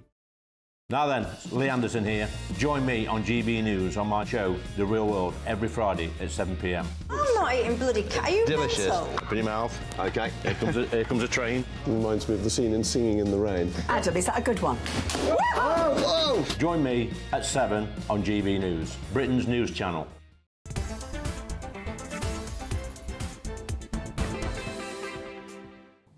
Good afternoon. If you just tuned in, it's just coming up to 23 minutes after 5 o'clock. I'm Nana Akua. This is GB News. We are the People's Channel, and it's time now for the Great British Debate this hour. And I'm asking, is the electric car dream over? Now, motoring industry bosses are warning that the price of electric cars could increase by a further £6,000. That's if Rishi Sunak fails to reach a new deal with the EU on tariffs. Now, the Prime Minister is reportedly pushing the European Commission to delay the implementation of new post-Brexit trading rules due to come out into force in January 2024. However, Brussels has so far shown no signs of budging. That's leaving British car manufacturers facing the prospect of 10% tariffs on export sales. That's something the Trade Commission says could cut EV production by up to 480,000. This follows Rishi Sunak's decision to delay the ban on all new petrol and diesel cars until 2035, a decision critics argue will harm the electric car industry. So for the Great British Debate this hour, I'm asking, is the electric car dream over? Well, joining me to discuss, Jim Dale, Senior Meteorologist at the British Weather Services, Andrew Montford, he's Director of Net Zero Watch, and Quentin Wilson, motoring journalist and star. Right, so I'm going to start with you, Quentin. The electric car dream, I know you're quite passionate about them, you've had a few of them. Talk to me about whether you think it's a flourishing dream or whether you think it's actually over. No, it's going fine. I mean, this war between the EU and the UK on what's known as the rules of origin, they'll sort this out. I mean, it applies as much to Germany as it does to us. I mean, they imported 2 million cars into the UK. We're one of the biggest markets. So they would be committing an act of mutual self-destruction if they go through with this. So I can see the EU and the UK sorting this out and not allowing all those Chinese cars to come into the UK and sweep our market away. So this isn't the end. And look, you drive around, you look on the roads, there are millions now. It's 1.5 million electric cars in the UK driving around quite happily, and people like them. And they're not, as Dr. Fox said, the batteries failing regularly. They're not, and you can recycle them. 95% of them can be recycled. The content, they are working very well. That fire at Luton Airport wasn't caused by an EV. So, you know, we just need to understand that there's a large body of people out there, globally as well as in the UK, who drive EVs and they work really, really well. But they're very expensive, Quentin, and I mean, they have been. I've seen one that just literally caught fire on the drive for no real reason. It wasn't even switched on; it was plugged in, and they're very difficult to put out. That's a problem with them, isn't it? I mean, what do you do if, say, there's a motorway fire with a load of those? Do you just wait till it finishes burning, or what? How do you put one out? So, for the record, we have 100,000 car fires in the UK every year. Last year, it was about 243 EVs. So it's a tiny proportion of the entire car park. Battery technology is improving. So you won't have things like cobalt in batteries. They won't be so. You'll have lithium iron phosphate batteries, which don't catch fire as readily. And the fire service is learning how to do this. You know, this is at the infancy.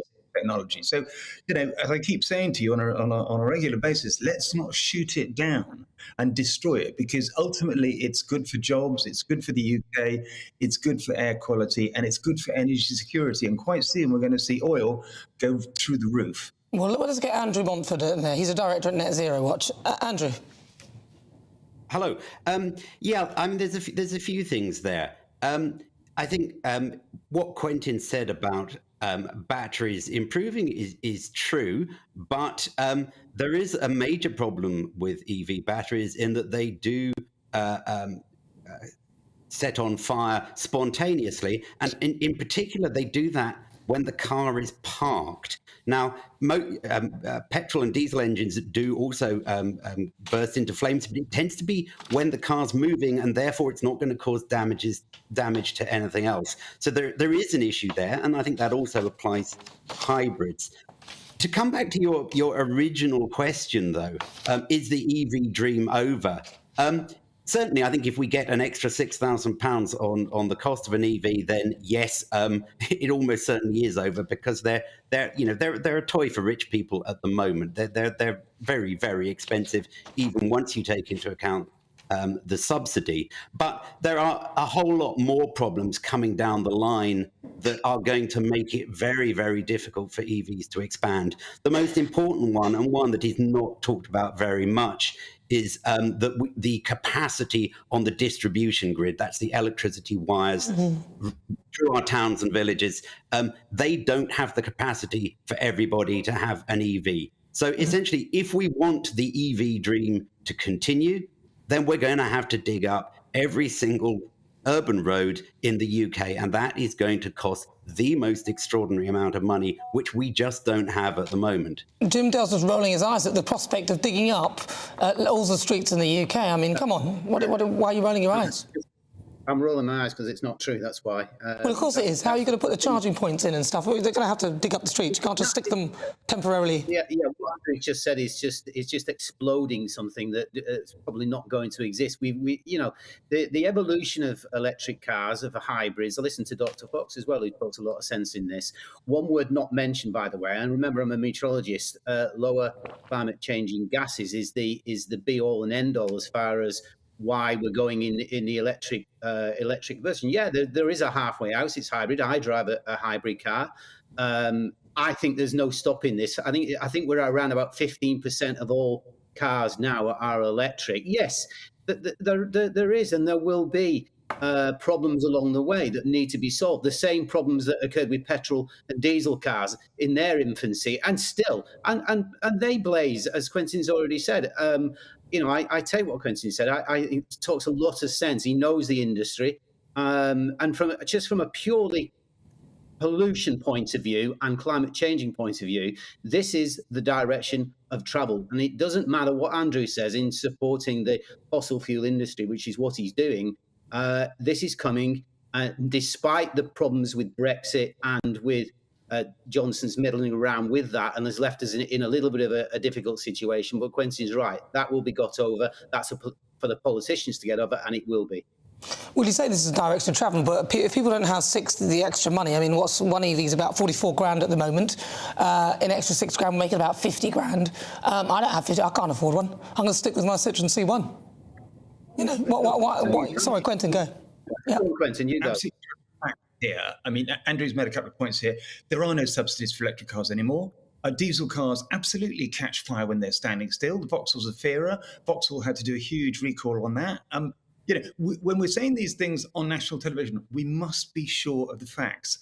And Nana, electric cars, second-hand electric cars are now up parity with combustion cars. They're coming down all the time. I mean, you say £44,000, you can buy fantastic electric cars, brand new, for 25 grand. Yeah, but what would the range be? Give me a good car, an electric car for 25 grand that will get me with decent range, because it'll be like the cheapskate version that won't get me far. It'd be 250, 260 miles. It'd be as good as a Tesla. Well, what car? Give me an example, because you know your cars. Give me an example of a car that could... Really, really good car. Which one? BYD Dolphin. These are great cars. Sadly, they're made in China, right. You'll have to buy them. But that doesn't mean to say the quality is any worse than cars made in Germany and in America with Tesla. So look, let's all understand that we need to get this right before we start rubbishing this whole energy transition, which is going to be really great for jobs, for our children, for air quality, and for energy security. Yeah. We cannot carry on burning oil. But you say air quality. It's air quality where you are when you're driving the car, but the carbon footprint of an electric car is huge. Andrew, I mean, surely you're better off with, running down your actual car now than buying an EV and being forced to do that, because the carbon footprint to even make one and then get all the components is massive, isn't it? The mathematics on this is highly disputed. There are a lot of people who say that the carbon footprint of building an EV is so high that it takes a decade or more to sort of repay that carbon debt. That's true. There's also very big air quality issues with particulates coming off the tires of EVs, because EVs are much heavier than their petrol and diesel equivalents. That I don't think that is disputed. I don't think it's as big an issue as some people say. But the fact remains that Jim sort of rolls his eyes and says it's not true that the grid won't take it. It is true. The grid is sized on 1 or 2 kilowatts per house. Okay, now if you have a 6 kilowatt EV charger in every house, you're going to blow the grid. I speak to people within the grid who are telling me that this is a major issue and that they are having to put in remedial I'm running out of time, Quintin. I'll give you 10 seconds, to Quintin, to return, because I'm actually going to get in trouble now. So, Quintin, 10 seconds, quickly. Andrew, I speak to people at National Grid as well, and they say unquestionably not National Grid. Not National Grid. National Grid is the transmission grid. I'm talking about the distribution grid. Okay. Let's inject some positivity into this. I'm going to have to go. This is only just getting good, but I've got to go to the news. But thank you so much, Andrew Romp, Director of Net Zero, Quintin Wilson, motorist journalist, and also Jim Dale, Senior Meteorologist. Thank you so much for your views. Always good. What do you think, though?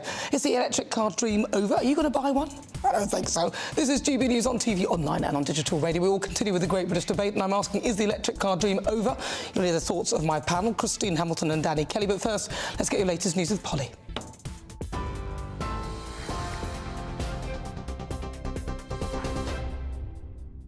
Nana, thank you, and good evening to you. Well, let's start this update with some breaking news. We've just seen pictures of King Abdullah of Jordan travelling from the Middle East to London to meet Prime Minister Rishi Sunak. Let's show you those pictures from Downing Street if we can. Here they are. A hearty handshake from the Prime Minister to King Abdullah of Jordan.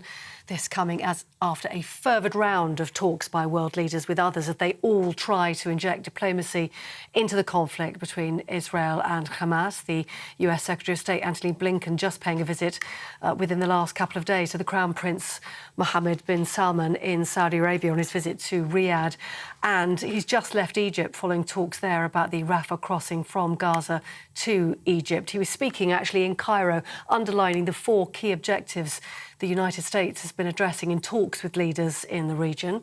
Firstly, he repeated the US's position that it stands by Israel, as well as expressing the hope the conflict would not spill over into other parts of the region. He also said the US was working to effect the release of Israeli hostages taken by Hamas, as well as ensuring the humanitarian crisis in Gaza does not worsen. He also said that the Rafah crossing between Egypt and Gaza will be reopened. We haven't heard, other than from Reuters, that is the case. We're trying to get that firmed up for you, but certainly if that happens, that will be a big development in southern Gaza, as it will mean most of the population will be able to flee somewhere safe. But it comes after today's news that the European Union's national leaders will back Israel's right to defend itself, they said, as long as it's in line with humanitarian and international law.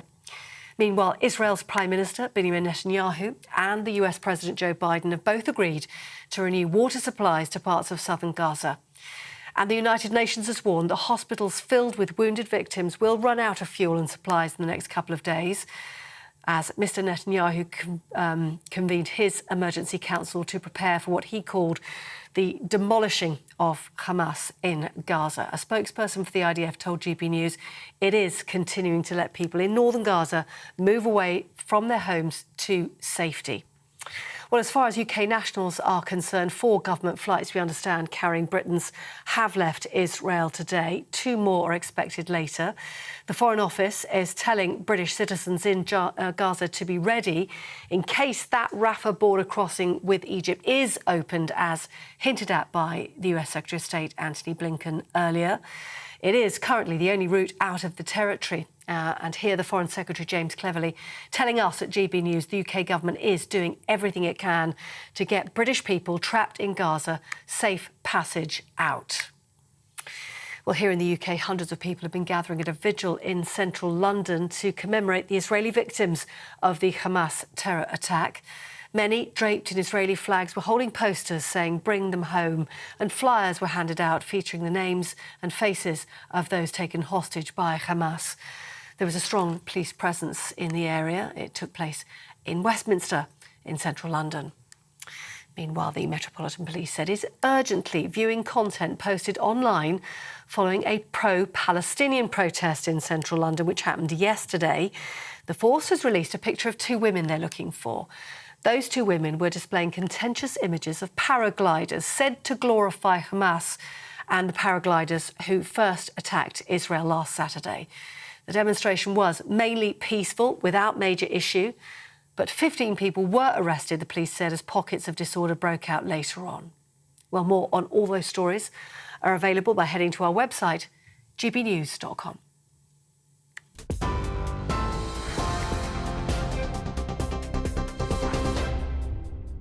Thank you, Polly. Well, coming up, we'll reflect on some of the heartbreaking scenes we're seeing in Israel and the human impact, which can often get lost. But next up, it's time for the Great British Debate this hour. And I'm asking, is the electric car dream over? This is GB News. I think the most exciting bit for me is talking to ordinary people. People who I think are ignored often by the major news channels. We're going to give news they want to hear. There's a voice there that needs to be heard. I think there's a chance here for a diversity of opinion to be expressed, which you don't find elsewhere. It's really exciting. We don't hold back. We're free to say how decisions that are taken here affect us all around the country. Only on GB News, the People's Channel, Britain's news channel. The Live Desk with me, Mark Longhurst. And me, Pip Thompson. It's here Monday to Friday on GB News. From midday, we'll bring you the news as it breaks, whenever it's happening and wherever it's happening, from across the UK and around the world. Refreshing, feisty, but with a bit of fun too. If it matters to you, we'll have it covered on TV, radio and online. Join the Live Desk on GB News, the People's Channel, Britain's news channel.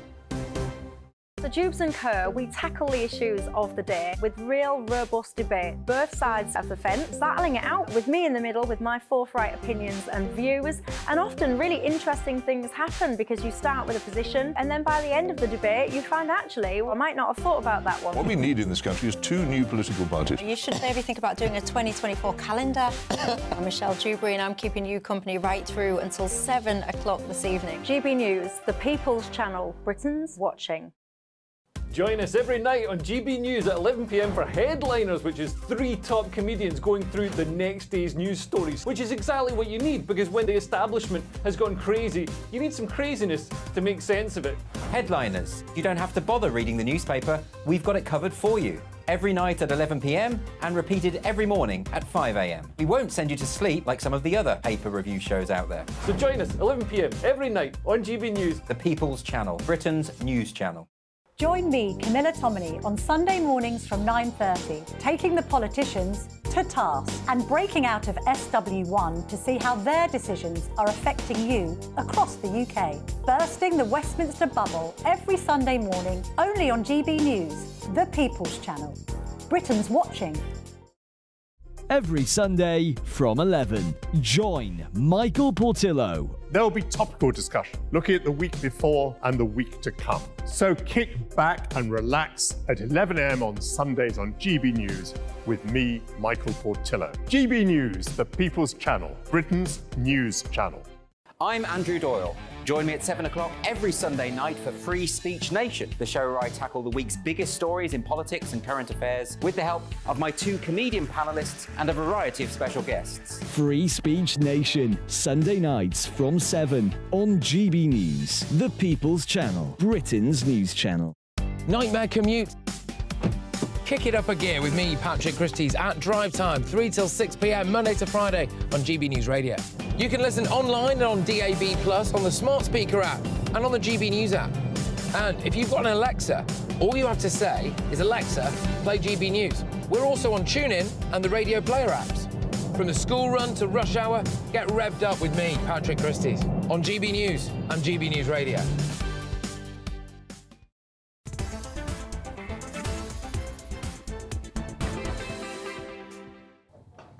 So just coming up to 42 minutes after 5 o'clock. This is GB News on TV, online and on digital radio. I'm Nana Akua.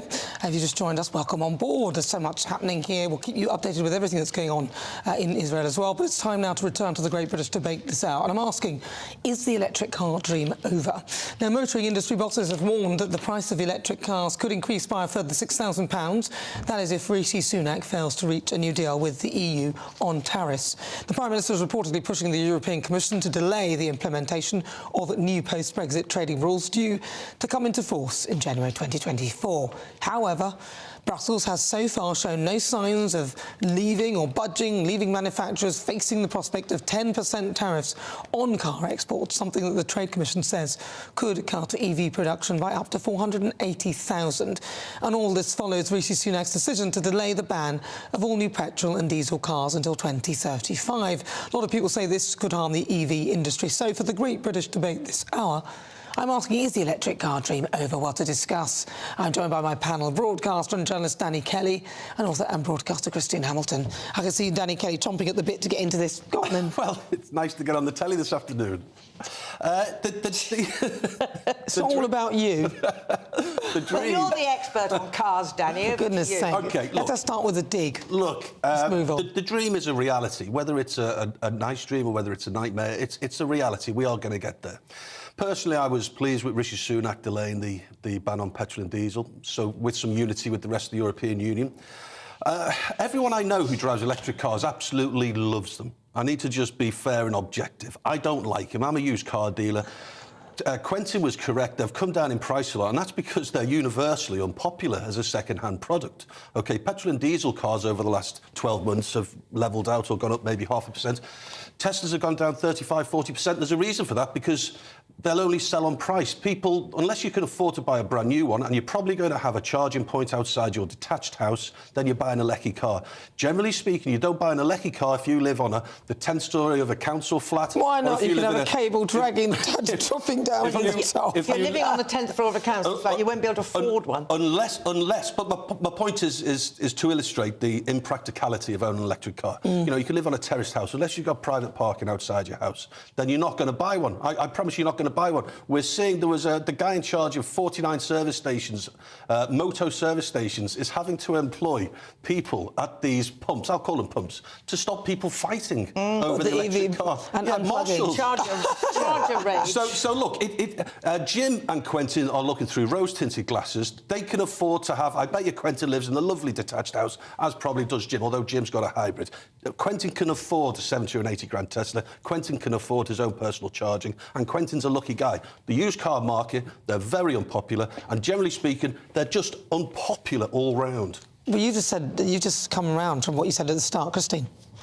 What, Danny's come round? Well, no, because at the start he said that he doesn't know anybody who's not happy with it. People go on and on about them being climate-friendly, etc. Well, a petrol or a diesel car costs 7 to 8 tonnes of CO2 to make.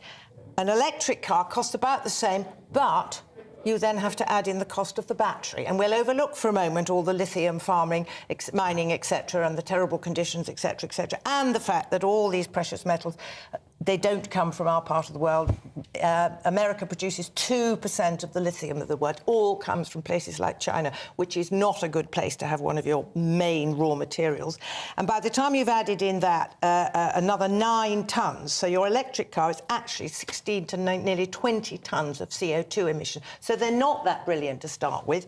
People were getting these massive grants. OK, they've stopped the grants now. You can still get a grant for an electric van. You can still get a grant for an electric bicycle. By the way, I remember the days when we had electric milk floats. I remember them as well. The fastest milkman in the rest, Benny Hill.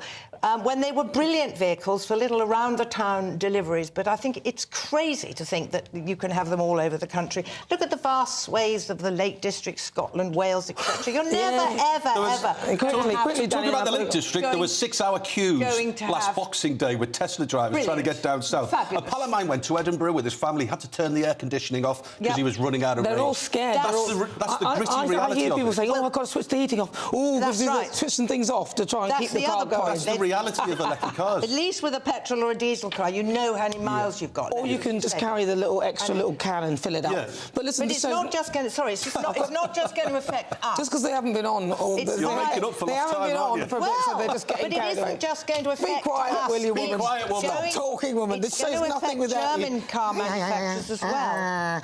This says nothing without you and your views. Let's welcome our great British voices.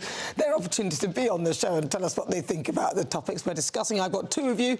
Let's see. I'm going to start with Julie Ford in Bedfordshire. Julie, what do you think? Is the dream over? You've certainly got your hands full with them today. I know. Honestly.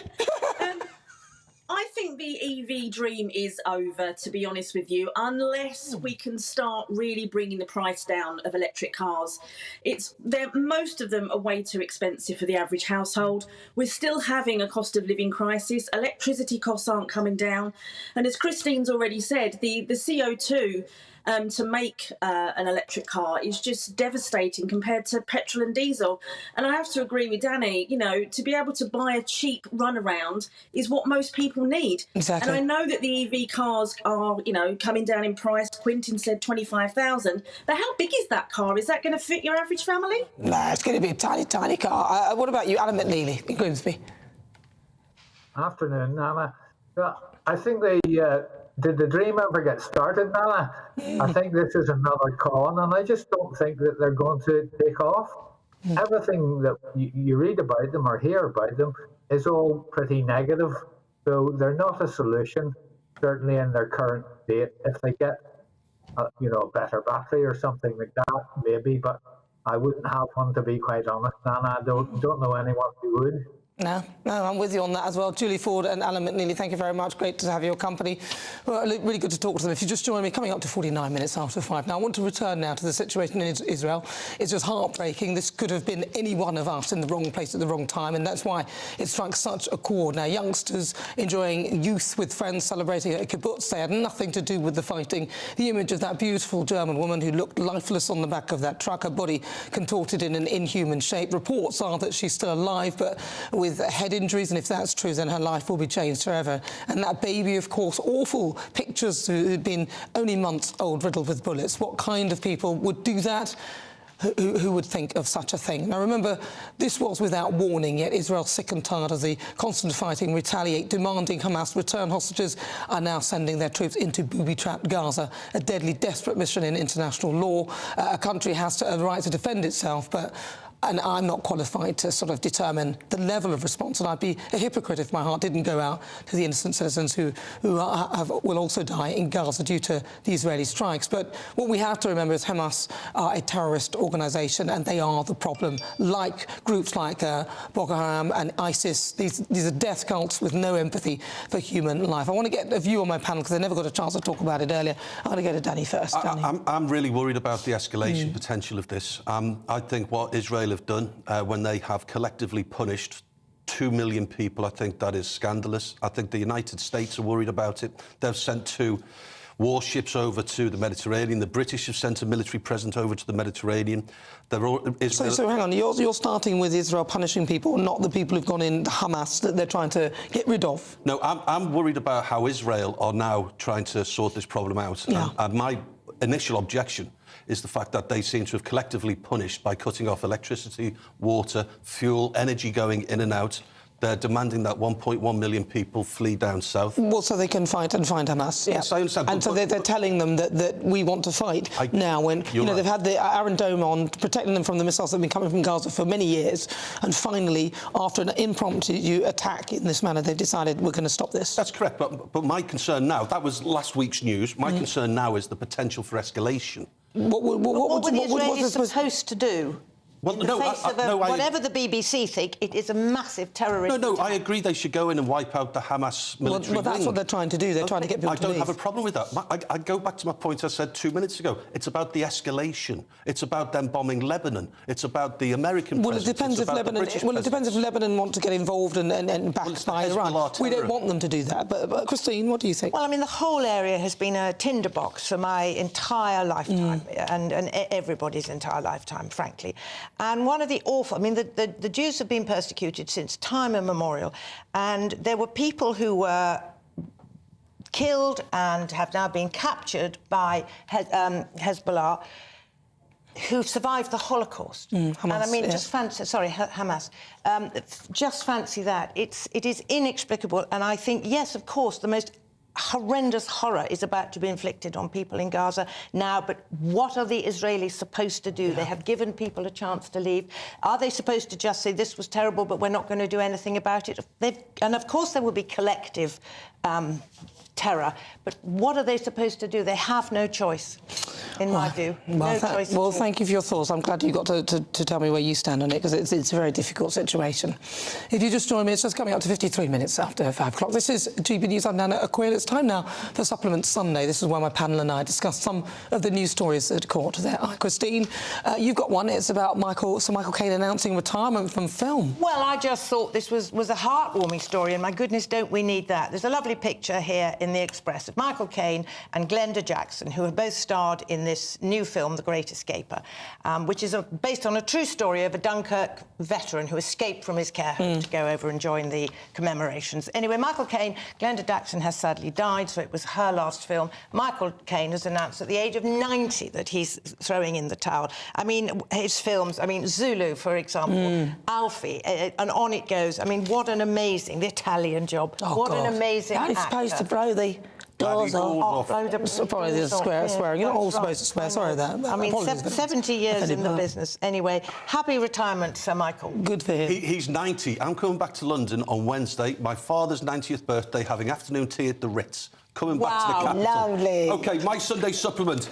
Race row breaks out over Arsenal women's team photo after fans criticise shocking and concerning lack of diversity in an all-white squad. Now, listen, the last meritocracy is professional sports and professional athletes. So Arsenal women have only white players, and they're having their photos taken, and it's just white. It's a sea of white faces. And people on Twitter have said it's wrong. There should be someone black or brown, a person of colour.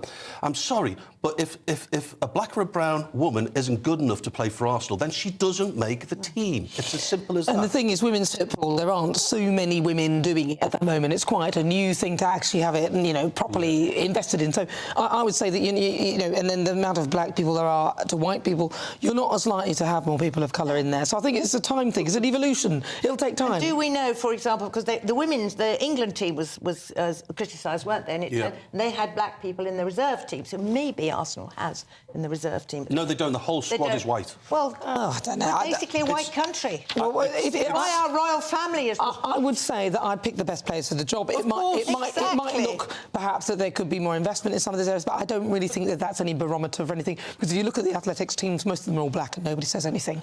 Right, but over to my supplement now. They're better at it. Well, exactly. The best player, I say the best people for the job. But my supplement now, this is one that deliberately calling, this is from the Labour Party, someone by the wrong gender pronoun may land you in jail for 2 years under the Labour Party.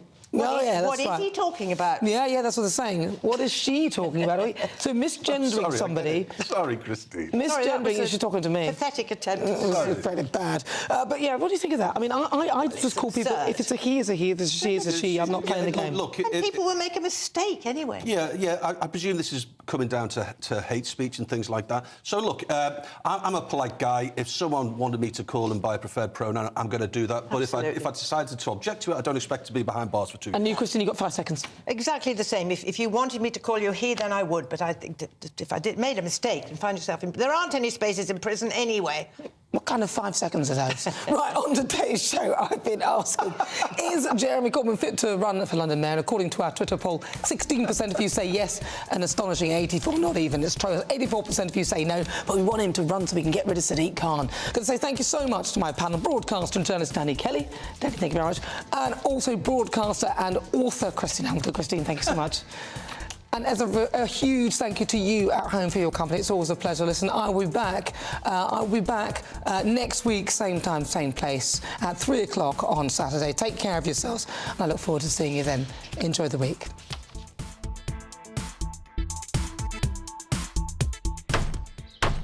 Who is it? We're here for the show.